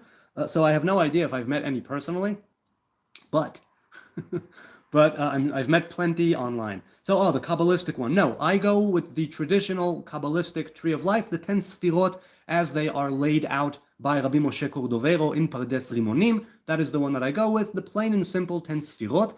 However, I am quite interested in knowing what my personal Ilan will look like, because the Nazariteship is an emanation and a revelation that flows from Keter. That's why we are Nazirim. Nezer means crown. Nezer means Keter, right? And it corresponds to that higher emanation of crown, still in this world, mind you, still in Malchut, as it were, but Keter of Malchut, you know. And that's where the switch happens. That's where we go from mala mata, mata ma'ala, right? From up, down, down, up. So I don't know what my Ilan would look like, and I'm actually quite curious, but I have no idea. I really don't know. What's your favorite knife-glove combo in Counter-Strike? I don't know. I played Counter-Strike a few times in my life, a long time ago on my brother's old computer. Must have been like, what, 20 years ago? I have no idea. So I only played it a few times. I have no idea. The Gaming Netter says, Mr. Hebrew looks like he can cast high-level elemental spells without a wand or battle staff. Well, I do have this right here. But I do not cast any spells. No, I'm not a practical Cabalist or a Kabbalist of any kind. I do not seek to have the laws of nature conform to my whim and my bidding, right? I'm not here to do that. I'm a student of the Tree of Life, but I am not a Kabbalist. So, yeah. Where are you from? Yoga says. In Jerusalem. Where are you from? The commander is down. I repeat, the commander is down. Shimon says. Shimon ben Baruch. See, I don't even know what that is. Obviously, it's from Counter-Strike, I assume, but I have no idea. Do you favor Gandalf? Shadowband. You know what? I dig Gandalf, but I think I'm more of a Radagast kind of dude. Yeah, from Counter-Strike. I think I'm more of a Radagast kind of dude. MSG, how do you think Christians and Jews can reconcile that the Jewish Messiah will be the Christian Antichrist? I have no idea. Because if he is a Messiah, that means that he is Christ. Christ means anointed one. So it's one king going against another king. And that's happened many times before. How do you reconcile it? You reconcile it by understanding that if you have a sovereign ruler, right, if you have a monarchy, if that's going to happen again, it will likely already come to pass in such a time when we will be able to accept each other as human beings and as Jews and Christians and be able to overcome our differences, or so I would like to believe. So there would be no need to reconcile that, because once the king of Israel is anointed again, then everything at that point would already have been reconciled. But it depends, again, are you talking about the final Messiah, or are you talking about any Messiah from any tribe who will be anointed? There are many people from different tribes who ought to be or could be and are potential Messiahs right now. There are always multiple potential Messiahs, potential kings of Israel walking the earth. Some here and some abroad. It always comes down to the question of now what? Do we merit their revelation? Will we actually be accepting their sovereignty? Can they be crowned? Will the people be able to come to a consensus and crown a new king? But there are many kings, would-be kings, potential kings walking around right now. Blockbuster says, no, there isn't. There isn't what? I'm a Muslim Noahide. My name is Son Noah. Okay, cool. Interestingly, says Apologetic, MLK translated Molech is probably a class of Phoenician sacrifice to fulfill a vow with any god, one of which was a type of child sacrifice involving cremation and burial of ash. So there was that idea and the prohibition in the Torah, right? You're not allowed to give of your children to the Molech according to the Hebrew Torah. Right, forsaking all of the pagan gods and also forsaking pagan worship of the Hebrew God. This is part of what the Torah is about. This is part of what the Torah is drilling into the minds of the Hebrew man or woman. Now, thank God, we no longer have that inclination, that inner need, that drive to worship false gods, nor to engage in false worship of the Hebrew God. But that doesn't mean that it's not still around. And so, it is the... Let's put it that way, right? Child sacrifices, human sacrifices, Torah says, no, not your thing. Don't do it ever. Don't do it. So Molech is just something that we don't do it. We just don't. Okay. Yonatan, תדע לך, אחי, שאני אף פעם לא הייתי כל כך מבולבל. I have never been so confused religiously. אחרי תכנים שנחשפתי, right? I was exposed to certain content. הייתי מאוד מחובר לקבלה, הזוהר וכל מה שקשור לאריזל. לא הייתי מתחיל תפילה בלי פתח אליהו ולשם ייחוד. Now look, the Arizal, right? The Lurianic teachings of the Arizal, that's something that I don't go with. I studied parts of them, right? I studied Sefer HaKdamot, and I studied some Ramchal, and I studied parts of Shara Gilgulim and parts of, the different Sha'arim. But it's the Ramak that I follow these days, and I have been following the Ramak for about 12 years, who was the Ariz master for a short time while he was in Tzfat. That is a whole other paradigm of Kabbalah. And so I don't really connect to the Lurianic Kabbalah. As for starting prayer with Patach Eliyahu and Leshem Yichud, that is the way to do that. Definitely, you should continue doing that if you are called to continue doing it, Shimon ben Baruch. But let's continue with what you said.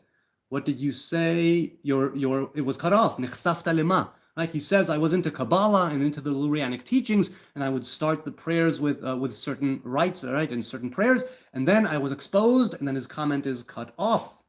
Tea, yes, it's tea. It is chai tea. And I love it so. I do. I definitely do. Yeah, it's tea. I drink tea or coffee. Or water. I usually drink water.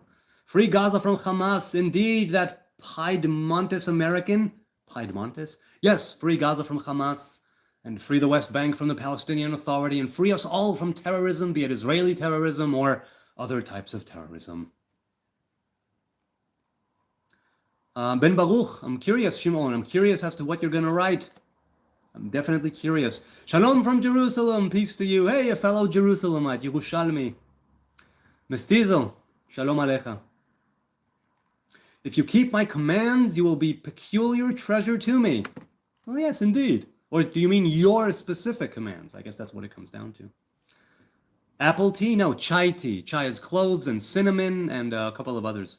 Kabbalah is magic, says the gaming nutter. No, that's false. Kabbalah is teachings of the tree of life. It's lore. That's all that it is. Now, are there elements and aspects of practical Kabbalah that some might consider magical? Yes. I stay away from that. I stay away from Kabbalah Ma'asit. I stay away from the Kabbalah of Olam HaAsiyah. I stay away from Kabbalah that is practical. It's practical in the sense that these teachings inform you, the way that you pray, the way that you live, the way that you speak, and the way that you behave in the world. In that sense, it's practical, but not practical in the sense that I'm not here to bend the, elements. I'm not here to control the laws of nature. I'm not here to contend with the laws of physics and make them, do my thing. That's not what I'm here for. Definitely not. Shimon ben Baruch, I'm really curious as to the continuation of what you were saying, and I hope that you continue. How do you know if you are descendant from the early tribes of Judaism, says Turkey? So first of all, you can't know 100%. Second of all, you can have a pretty good knowledge of it if you're of the tribe of Levi. Because when you convert to the tribe of Judah. But if you are a Levite or a priest, that means that you are part of a chain of unbroken priests and Levites. I am a Levite, so traditionally I'm a Levite, traditionally from the clan of Kehat. Can I prove it 100%? No. Can I give you a family tree going back all the way to Levi, son of Jacob? No. Is it my family's tradition? Yes. So I go with that, but I take it with a grain of salt. I don't consider myself to be better or more higher or, in any kind of way. Mental illness, says Eric. Yes, indeed, we are all a little bit mentally ill. I mean, I know I am. And it's good to be a little bit on the mental side, just a little bit, enough to give you some flavor, right? Enough to give your life some spice. Because if you think like everybody else and your mind works like everybody else's, then you're not truly being you. Not really. Because in society, we have so many rules and regulations and laws we need to follow. You need to be a little bit crazy. What did Seal say? We're never going to survive unless we get a little crazy. And I'm a fan of that. I'm a Satanist. What do you think about that? Onyx says. More power to you. Are you a Levian Satanist, or are you a sort of devil worshiper Satanist? Are you a Church of Seth Satanist? Which church or way is it, Onyx? I'm curious. Now, Levian Satanism does have some tenets, that humanitarian angle, right? That humanitarian angle of the Church of Satan, of Levian Satanism, is something that I researched in the past, and I saw some merit to it. And I could definitely see how, if I did not believe in my creator, if I did not believe in a creator, I could totally be a Satanist, right? I could, but I'm not. The Kabbalah was written by Baal. Really? You think so? I'm a member of the Satanic Temple. Okay, so yeah, Onyx. Yeah. If humanitarian visas and residency was offered to Israelis, do you think many would emigrate? No, I don't. I don't think so. I don't think so, no. You can do DNA testing like the Arabs do to prove their ancestry to different old tribes. They are successfully working on this. Why do Jews not do the same? Some Jews do it. I know that it's regulated, but many people say it's illegal. That's propaganda. That's not illegal in Israel. You can do a DNA test. I know that it's regulated, maybe even heavily regulated. I don't know. I've never attempted. I have no reason to do a DNA test. Because even if, let's grant the proposition and say that I'm not of the tribe of Levi, at the very least, I'm a convert. At the very least, I'm a child of converts, let's say, which makes me 100% a Jew. The tribal affiliation matters a lot less to me. It really, really does, because we are 12 that are one, right? We are 12 different tribes, 12 different flags, 12 different locations, or more than 12, right, around the temple or the tabernacle, right? You had the tabernacle when it rested, you had the tribe of Levi around it, and you had the other children of Israel behind around them, like a bullseye. And it doesn't really matter to me, not in the least. Ocean says, I appreciate you. Don't force people to believe what you believe. You listen to others without judgment. No, because who am I to judge? And I'm not telling anybody else to believe what I'm supposed to be telling people, do what I do, believe what I believe. I think that is really vain and really arrogant of me to do, which is why I don't do it. I mean, can you say that there's like a hierarchy of values by which people can be judged? Yes. Am I the arbiter of that? Hell no. Hell no. You are a Satanist. You are not self-aware. Again, what type of Satanist? If you're talking about like devil worship, that's not Satanism. If you're talking about like modern day Satanism, that's a whole other thing. Bless you and bad girl Heb. Shalom. Thanks, Adi. I appreciate it. Notice how he will never answer my question. Hey, fat dragons, this is the first time I come across your username. I have no idea what the question was. Please don't make the mistake of thinking that I was looking at it and saying, screw that guy, I don't want to answer that. No, not at all. So please, leave a comment if I don't get to you in the chat. I don't shy away from difficult questions, but if I don't get to you in the chat right now, it's not because I am censoring you or filtering you out or ignoring you intentionally. I literally did not see what you said up until right now. There are over 80 people in the chat right now. I can't get to every single one. By the grace of the Most High God, this channel is booming and exploding and growing in a phenomenal way, which means, unfortunately, I can't get to everyone in the chat. But I do address every single comment that is left that YouTube notifies me of that is addressed to me. So if I don't get to you in the chat, please do that. Or if you want to hit me up in the DMs, Hebrew Nazarite, look for my tree across the board on X, TikTok, Facebook, Instagram. If I have the time, I love DMs. I love the voice notes. I love the idea of conversing one-on-one with people. So hit me up, but please don't take offense. Please don't think I'm ignoring you intentionally. And if you have a question, notice how he will never answer my question. It's because I've just literally noticed you now. This is not to take away from your question or from your being here on the chat, and I appreciate the engagement and the participation, obviously. But please don't think I was ignoring you. So notice that before I notice that. He answers everyone, Handy Andy says. Yes, I do. I do what I can. And it's not answers, it's addresses, because I don't have any answers. I have the way that I address a question that is formulated, towards me. That's pretty much it. Shave your beard, says Pierre. Now, why would I do that? Give me one good reason why I should shave my beard. Go. And not just you, other people in the chat. Even comical ones. Hell, make it very comical. Why should I shave my beard? Okay. No, don't, says Nutter. See? My man. UNO says, do you not think that NATO will eventually apply the Bosnia-Herzegovina playbook to what was mandatory Palestine? I don't know. I don't know what NATO will do. Right? As long as the United States is a member of NATO and the United States has an alliance, unofficial, right? A partnership and an alliance with the state of Israel, I don't think that NATO will be doing that. No, I don't think so. Now, will it come to a point where there needs to be outside intervention? Maybe. And I think that at this point, maybe I would welcome some outside intervention that goes in truth and in righteousness and with real justice. Justice is key here. There needs to be justice for the Palestinian side. There needs to be justice for the Israeli side, because real justice will yield real peace, right? Take a look at what we have with Egypt and Jordan. That was because we kicked their asses in a war that we did not start, but we sure as hell ended. And look, we have not raised a weapon, we have not raised a blaster against Egypt or Jordan. We have an agreement with them, right? We have a peace agreement, however tenuous, however low flame.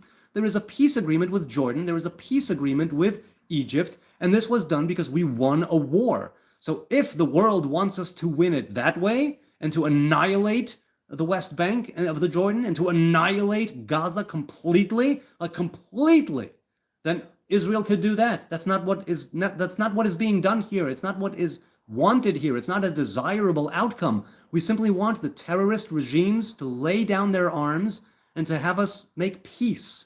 That is why we offered peace many times. The Palestinian leadership rejected every single one of the peace accords that we handed to them in the recent, 20, 30 years or so. It's like, what are you going to do? You don't have a partner to talk to. They're a bunch of terrorists. They will stop at nothing. They will stop at nothing because they don't want peace. They want it all. They don't want peace. They don't recognize the people of Israel. They don't recognize the state of Israel. Frank says, Jewish people have had a home since the 1930s. It's called the Jewish Autonomous Oblast. Palestine is not your land. So no, that is one thing that was said to possibly be a home, but that was not accepted by the Jewish people at the time. We wanted to go back to Zion. We wanted to go back to the land of Judea. That's where we came from. We are Jews, remnants of the kingdom of Judah that existed here in this city, in this region of Judea. Now, should they have taken the deal? Should they have gone to the Soviet Union? Should they have gone to Kimberley, Australia? Should they have gone to Argentina? Should they have gone to Uganda? All of those places and more were offered throughout the generations and recently to the children of Israel. And they said, no, we're not going to do that. Should they have said yes? Maybe. That's not what happened. And I only have the here and now. All right, I need to use the tools that are available when they're available. And right now, we're not living in Kimberley or Uganda or the Soviet Union, or Argentina, or any other place. We are here. We are here. And we are here to stay until the Most High God decides that he's had enough, let's say, so to speak, and we get kicked out again for whatever reason, and hopefully that will not happen. But if we transgress, if we do not keep the covenant, if we turn away, we will eventually, just like the Torah says, be kicked out again. Definitely. That's what the Torah says, and that's what will happen. BS, BS, BS, says SS. Okay, by all means, come at me, contradict me, but do it properly. Cite some sources, give some data, push back against me, fact check me, challenge me as much as you want. I don't presume to have some knowledge or great truth or wisdom or understanding other than anything that you good people have out there. I have lived here, it gives me an edge. I've been a civilian and a military man, and that gives me an edge. I've seen Israel from the outside. I lived in the Netherlands for 3 years, and I've seen it from the outside. That might give me an edge. But at no point do I proclaim to be the great knowledge, haver. Not in the least. Oh, okay. Oh, okay, so Ben Baruch has been trying to type for the last 10 minutes, and the messages are simply not coming through. Well, okay, hold on a second. Let's see. No. Messages held. Oh, Fat Dragons. That's why. Your messages are being monitored by YouTube's algorithm, and that's why I'm not seeing them. So your question is, why do rabbis suck off babies? And this is asked every single live stream, and I will address it here yet again. They don't suck off babies. The three parts to the circumcision: milah, pri'ah, metzitza. Milah means cutting off the foreskin. Pri'ah means spreading the skin. Metzitza means sucking out some of the blood and spitting it out. The first two facets of circumcision, right? An 8-day-old baby, a Jewish male, a Hebrew male, 8 days old, or if they're sick or not ready or preemies, you wait. Then, okay, those two things are must be. They are inherent to the circumcision ritual, the Abrahamic ritual of circumcision. The third one, metzitza b'peh, is something that is practiced, but some people don't practice it. B, it used to be with the mouth, but nowadays it's usually with a single-use straw-like apparatus, like a hygienic thing, and that's how my kids were circumcised, with that, and not with the mouth of the mohel directly on the baby's penis. But they do that because it's part of the circumcision. Can you be circumcised with only cutting off the foreskin and spreading the skin? Yes. The metzitza has a physical, obviously it has a physical reason, but that has kind of been debunked, and it's neither here nor there. Some, to suck out the blood and to help the wound heal faster, but that is kind of, that's neither here nor there because that has not been proven to be medically accurate. Now, what it is a physical action that also has an esoteric meaning, much like the milah and the pri'ah itself. So, I'm sorry, Fat Dragons, your messages were being deleted by YouTube, and by the your messages were being censored because you're asking things like rabbis sucking off babies. Something about that, I don't know, set off YouTube's warning bells. And so I did not see your messages to begin with. Please, people, if you are writing contentious things, your messages might not come through. I've been on YouTube for years, and only a couple of weeks ago, 2-3 weeks ago, did I turn on basic moderation. Until then, there was no moderation whatsoever, ever. And I had to turn it on because I was made aware that YouTube is cracking down on different channels having contentious ideas, and I, as the streamer, they put the responsibility on me to basically have no bigotry and no racism and no hate speech and no contentious things that might be considered against the YouTube guidelines. And so I'm sorry, I had to turn on basic moderation because I do not want this channel to be deleted because of some, trolls or haters or Nazis or spammers. So I had to do that. I already had my first channel deleted. I lost hundreds of live streams, and I don't want that to happen again.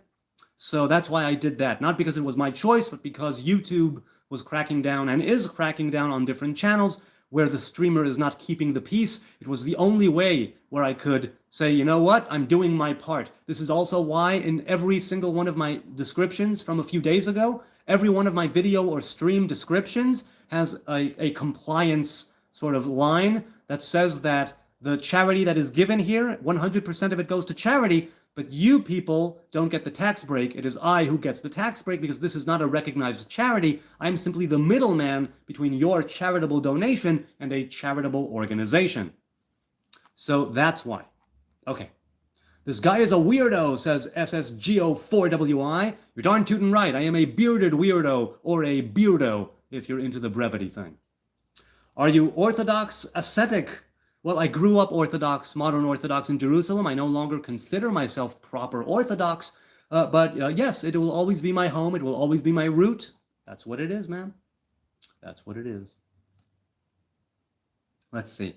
You remind me of the guy who helps make the nukes in that movie Dictator. Yes! That's right. It's where he meets him at the Death to Aladdin restaurant. It's one of my favorite scenes. What is your name? Alison Burgers. That is a made-up name, that whole scene.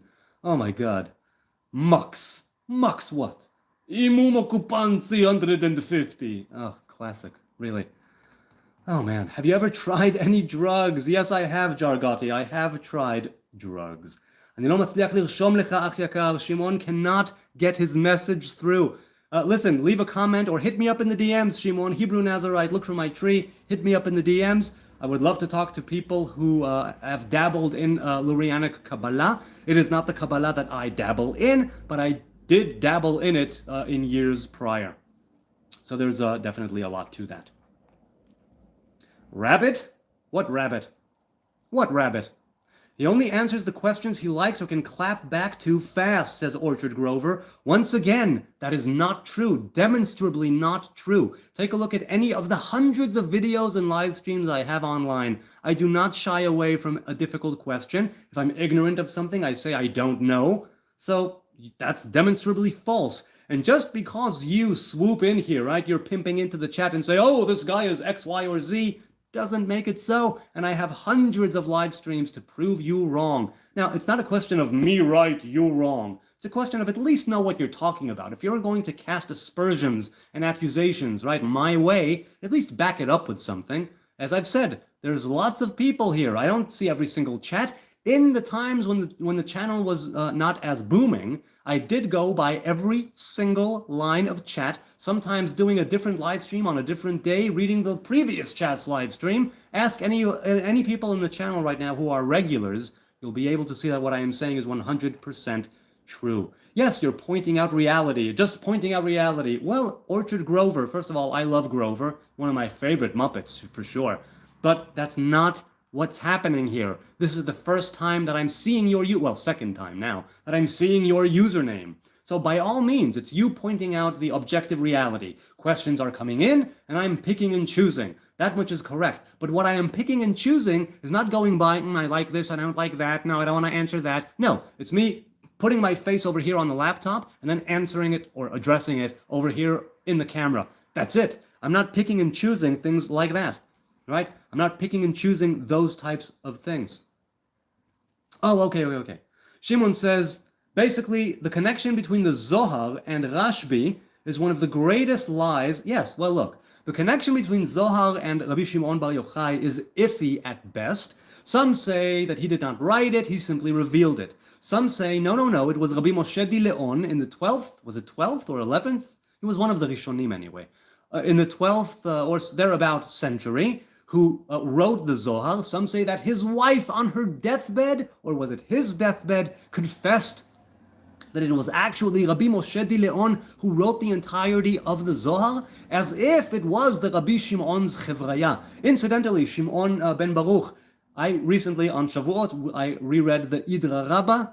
What an amazing thing that is. It is also known as the Idra of the Nazarite. Okay.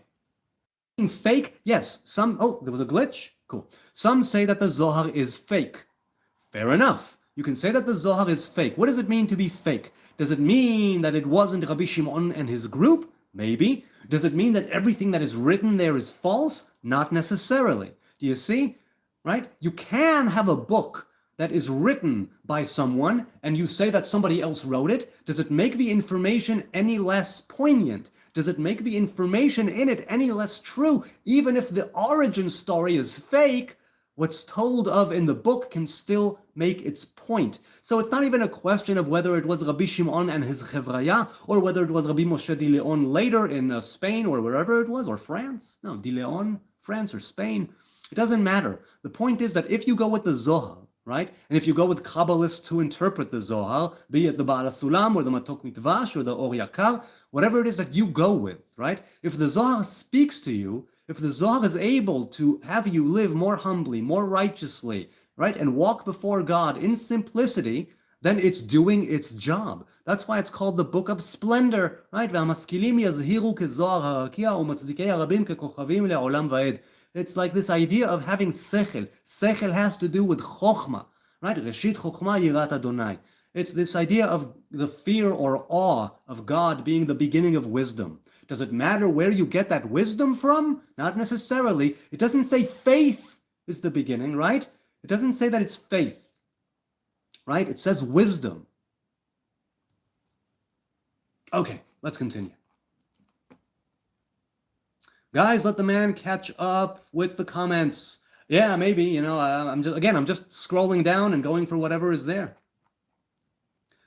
Why, says Bisha, why is there so many different beliefs and religious stories? I don't follow or understand any of it. It is possible you could help with making sense of so many different stories. Well, look, if sense is what you're looking for, you're looking at the wrong place, because religion in some ways contradicts the very essence of logic and sense, right? If you're talking about what is real and what you can sense with your senses, your physical senses, then religion is something beyond that. It's something like supernatural. It's something that has its origin in that which has no time and space, right? You have a soul, you have a fragment, you have a life force, a chi, an energy, whatever you want to call it, a spiritual. You are a spiritual being going through a physical experience, right? You are a supernatural being going through a natural experience.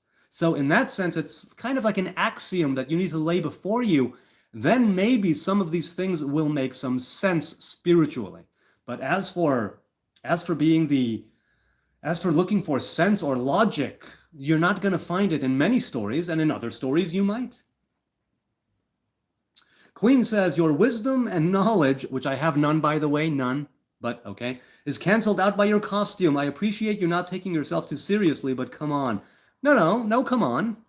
Why would this costume mean anything less? All it means to me is that, hey, you know what? I haven't worn this one yet, and I like first times. This is the first time that I've worn this costume live on the air. I wore it once or twice before for Purim, but it's like, I'm not looking to be taken seriously. I'm looking to have conversations with people. That's all that this is. And this definitely facilitates that, because if you're scrolling, and you see this, maybe you'll stop. And it's a question of, right, YouTube likes the hook. YouTube likes the first 30 seconds or some crap like that, and I don't go with that. Much like I don't ask you to smash the like button and hit the sub. I'm not going to do that. Obviously, I appreciate the likes and the subs and the views and the engagement and the participation, the super chats and super thanks and super stickers and ad watching and all that. All of it is greatly appreciated, but I'm not going to ask for it, right? Even though I did think at one point to do an entire stream where I live up to YouTube's best recommendations and do it all. And I don't know if that's going to happen. Why are you dressed like an Ewok? I am not an Ewok. You know what? Look, Ewoks have their place, but I think that Return of the Jedi was, did it really need them? I don't think so. Don't think so. You make kitty sense about sheep shit, Hebrew Nazarite. Thanks, man. I appreciate that. Perhaps if I listen and not look, I can appreciate this more. Hey, Queen Letitia, do your thing, man. Do your thing. That's all I'm saying. In a 1929 letter to Chaim Weizmann, Albert Einstein warned, if we do not find the path to honest cooperation and honest negotiations with the Arabs, then we have learned nothing from our 2,000 years of suffering and will deserve the fate that will befall us. In a 2015 interview, Smotrich stated that the Palestinian Authority is a burden and Hamas is an asset. Well, I have no idea under what circumstances Smotrich said that.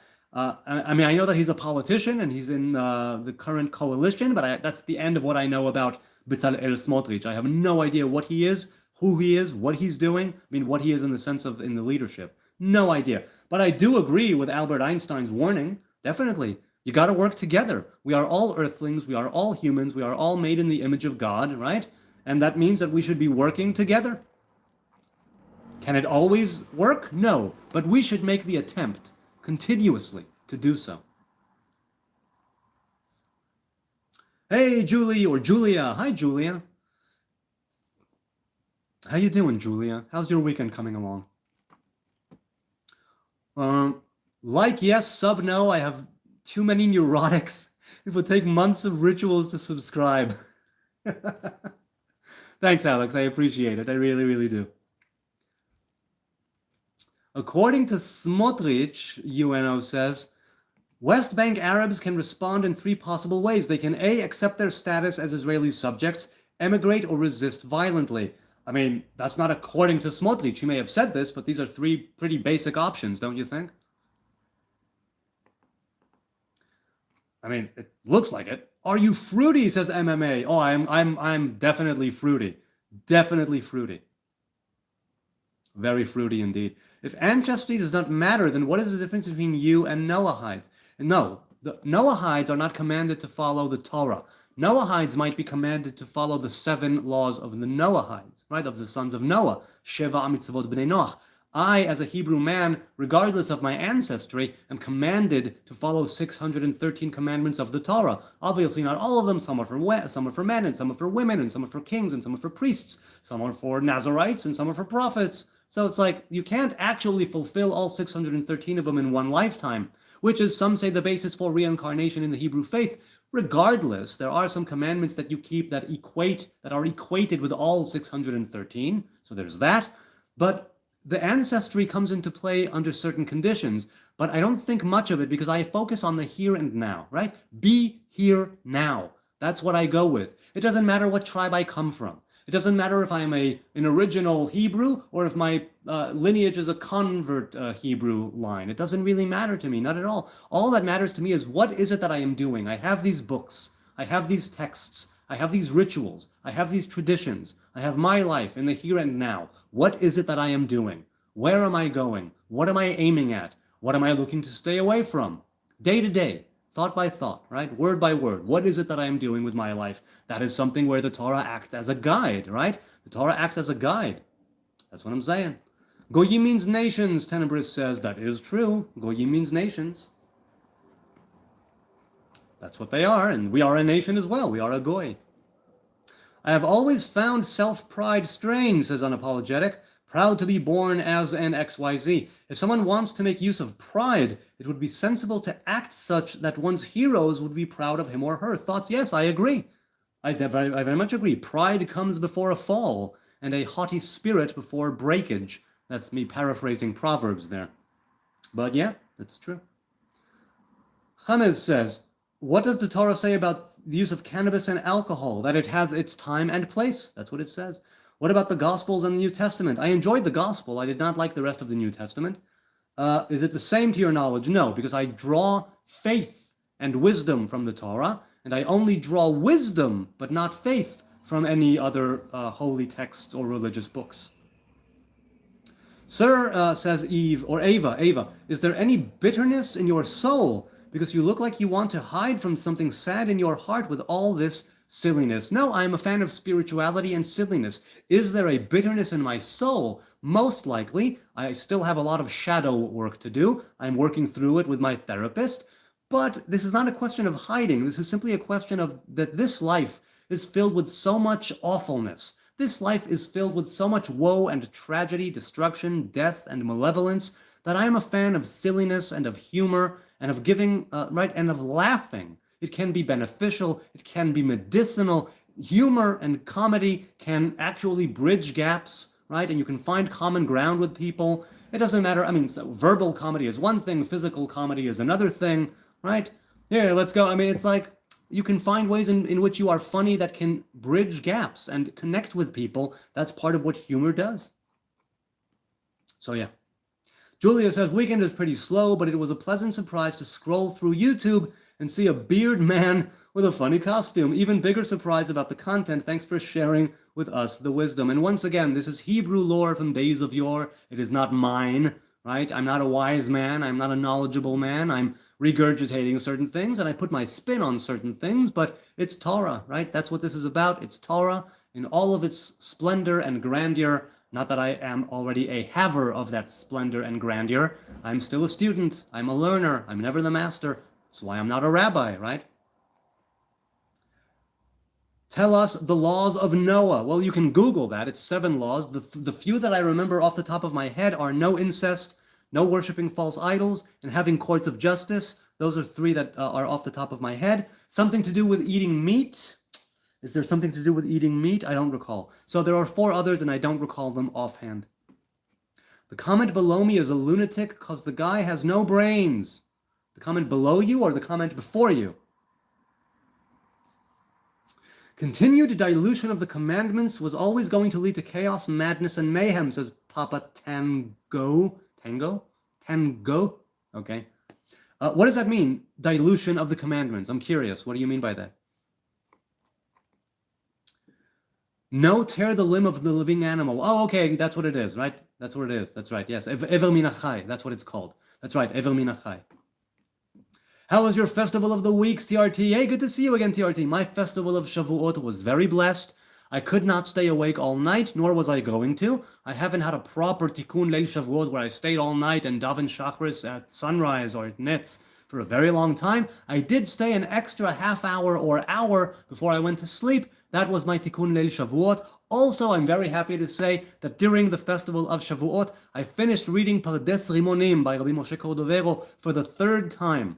And it's been about 11 or 12, 11 years. I've been reading the same book for 11 years, and now I finished it for the 3rd time. It's a book that I keep for special occasions, like Shabbos, like the new moon, like festivals and holidays, and I finished it for the 3rd time, and today, just this very morning, I started it once again for the 4th time at page 1. And I started reading it with my baby boy, the one who's still a baby, on my lap, and I found it to be very, very awesome. So yeah. Oh look, it's one of the real terrorists, Blueberry Chronic says. Really? First of all, I'm a fan of Blueberry Chronic. Second of all, a real terrorist? Really? Please, pray tell, who have I terrorized, and what was the method that I used? And I'd love to know more. I would love to know more. Hey, shalom aleichem, comrade. Namaste. Namaste.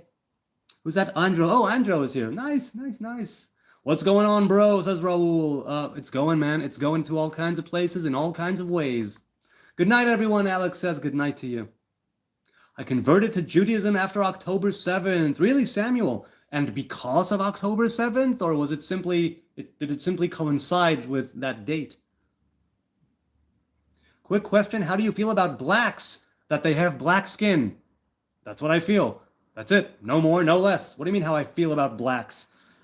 There's no feeling whatsoever. If there's a person of black skin that says or does something that has to do with me, then I should have an opinion about that. But just from the onset, I believe that black people have black skin. That's where it begins and that's where it ends. They're just people like each and every one of us. Was your Shabbat good? Yes, it was. Yes, it was. It was very good indeed.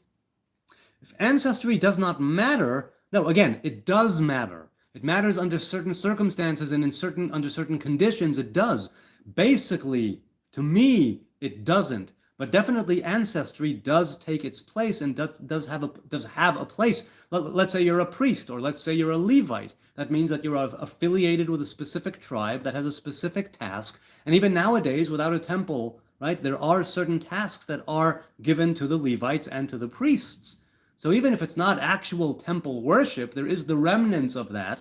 And so ancestry does have its place. I don't want to make it seem as if it has no place whatsoever.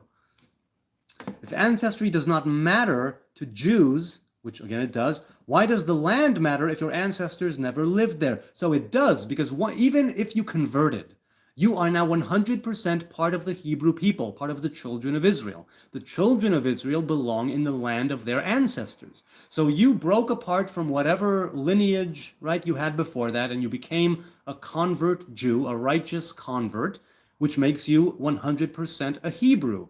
And that means that a Hebrew man in the Hebrew land, right, or a Hebrew woman for that matter, that's where you belong.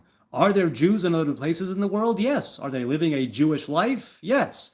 Does it matter It does. It does in the sense of, do you consider the land to be paramount or not? Some say, no, no, we don't need the land, we just need the Torah. And some say, no, no, the Torah is actually always aiming to get us back to the land, which does exist in the Torah.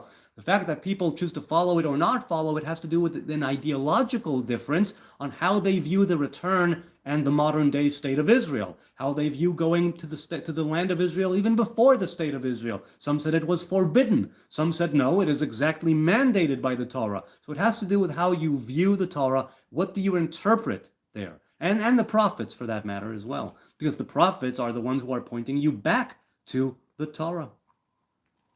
I was drawn to the faith, not sure why, after October 7th. Hey, that's cool. You know what? If you were called to the faith and you actually went with it, good for you. I admire anybody who really goes with their calling.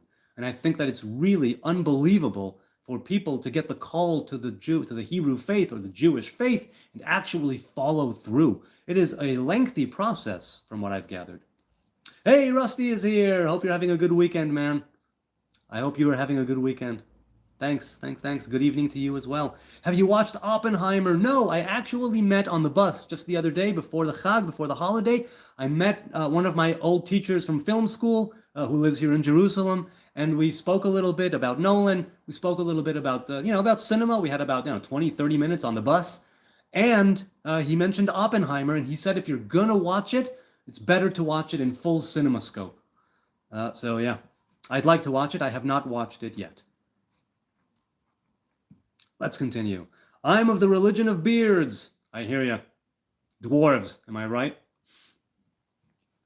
Explain fate, faith, and the faith. Well, fate is what you make of it. Faith is also what you make of it. And the faith, you guessed it, is also what you make of it. That's what it is. There's no explanation. There's simply how you choose to view these terms, right? So I view fate as the different calling that you have, your own personal calling. That is your fate.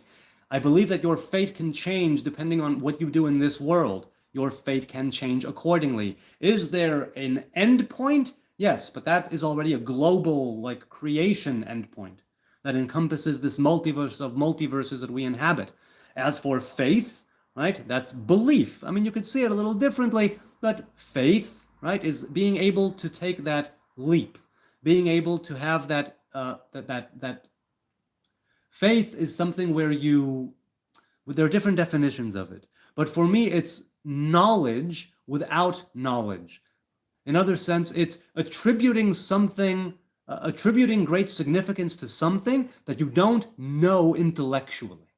That's what it is. That's what it is for me. Okay. How would you recommend learning Hebrew? I don't know, because I never did. I was born into the faith, and I was born into a Hebrew-speaking environment and English-speaking environment, so I have no idea. I always mention James Larisha, the radical Torah supremacist, who is, I think, still in the process of conversion, or maybe he converted. He learned how to speak Hebrew very well while he was incarcerated for a few years. Not that I'm saying that you should get yourself in prison just to learn a language. Maybe don't do that, but that's how he did it, and he speaks great Hebrew. But don't do that. Are you a Levite? Chief says, yes, according to my ancestry, I'm a Levite, but this is not 100%. So I don't treat it as 100%, but according to my family's tradition, yes, I am of the tribe of Levi. That much is true. Who are you? Says San Fox. I'm Jonathan. Who are you? That is me. We got a poopjeet in the chat. What is a poopjeet? Credential commentary. What is a poopjeet? I'm curious. Gamer Alex says, I once stood armed guard in front of a synagogue. Never met as open and friendly people as the Jewish congregation. My question for you is, do you at least trim the mustache? Yes, I trim my mustache regularly to make kissing and eating to make it easier. That's why I trim it. So yes, eating and kissing. Have you married Tzeitel yet? Who's Tzeitel, King David? I have not married Tzeitel. I married my woman. That is not her name. So no, I have not married Tzeitel. According to prophecy, says MSG, does the third temple need to be built on the mount, or can it be anywhere? So that's not prophecy. That's simply, well, I guess you could call it prophecy. Yes, it needs to be built on the mountain. However, there is a dispute of opinion as to the exact location of the holiest of holies and of the altar outside. I know you've mentioned that the temple is the Jewish people, but what about prophecies? No, the temple is not the Jewish people. The temple is the human race, humanity. In Eden, there were no Jews. There was humankind, right? Made in the image of God, that breath of life, right? That nefesh chaya. That is what we are, made in the image of God. That is what that is. That is the original dwelling place, not Jews, humanity, all earthlings, but humanity even more so, made in the image of God. So it's not just the Jews. But regarding prophecy, the only prophecy that they say pertains directly to the third temple is the last chapter or two of Ezekiel, where the measurements of the temple are given. And since the second temple was established and erected and built according to other measurements, because at the time there were still prophets, right, Chagai, Zechariah, Malachi, who were part of the people of the Great Assembly, right, and Sheikh Knesset HaGedolah, the Grand Sanhedrin as it's known, and they did not say to build it in accordance with the measurements of Ezekiel. It's said that the measurements of the third temple are the last chapter or two of Ezekiel. So that's the only prophecy that I know of that might be directly speaking of the third temple. There is no such prophecy. There is Nachon Yehiyeh Beit Adonai Berosh Ha'arim. There are prophecies, right, that say that the house of God on top of the mountain at the end of days will stand true and all that, but it's like, it's still a building. It's still earth, it's still wood, it's still garments, it's still sacrifices being of animal or vegetation, and right, wine and water and blood. It's like, yes, there is that element, and maybe it will come to pass again. A vegan third temple, mind you, a vegan third temple, which will be a house of love and prayer and worship for all humanity, all nations.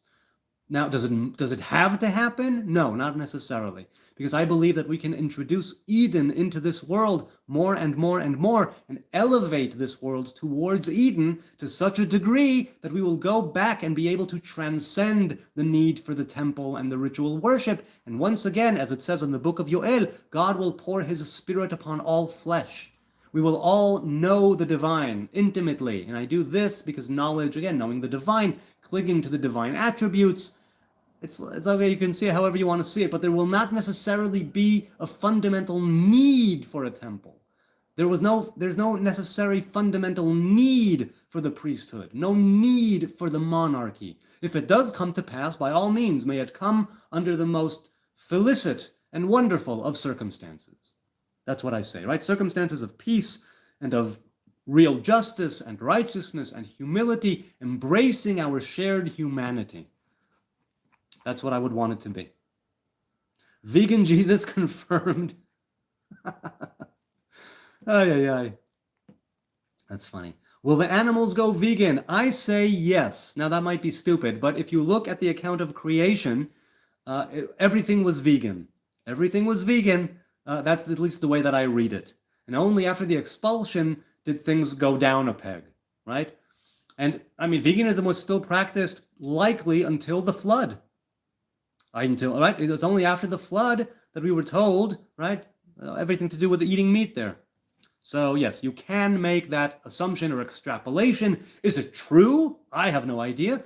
Is veganism Edenic? I think yes. Which is also why I took on veganism when I took the Nazarite vow. I was a vegetarian before that. When I took my Nazarite vow 16 years ago, I went vegan.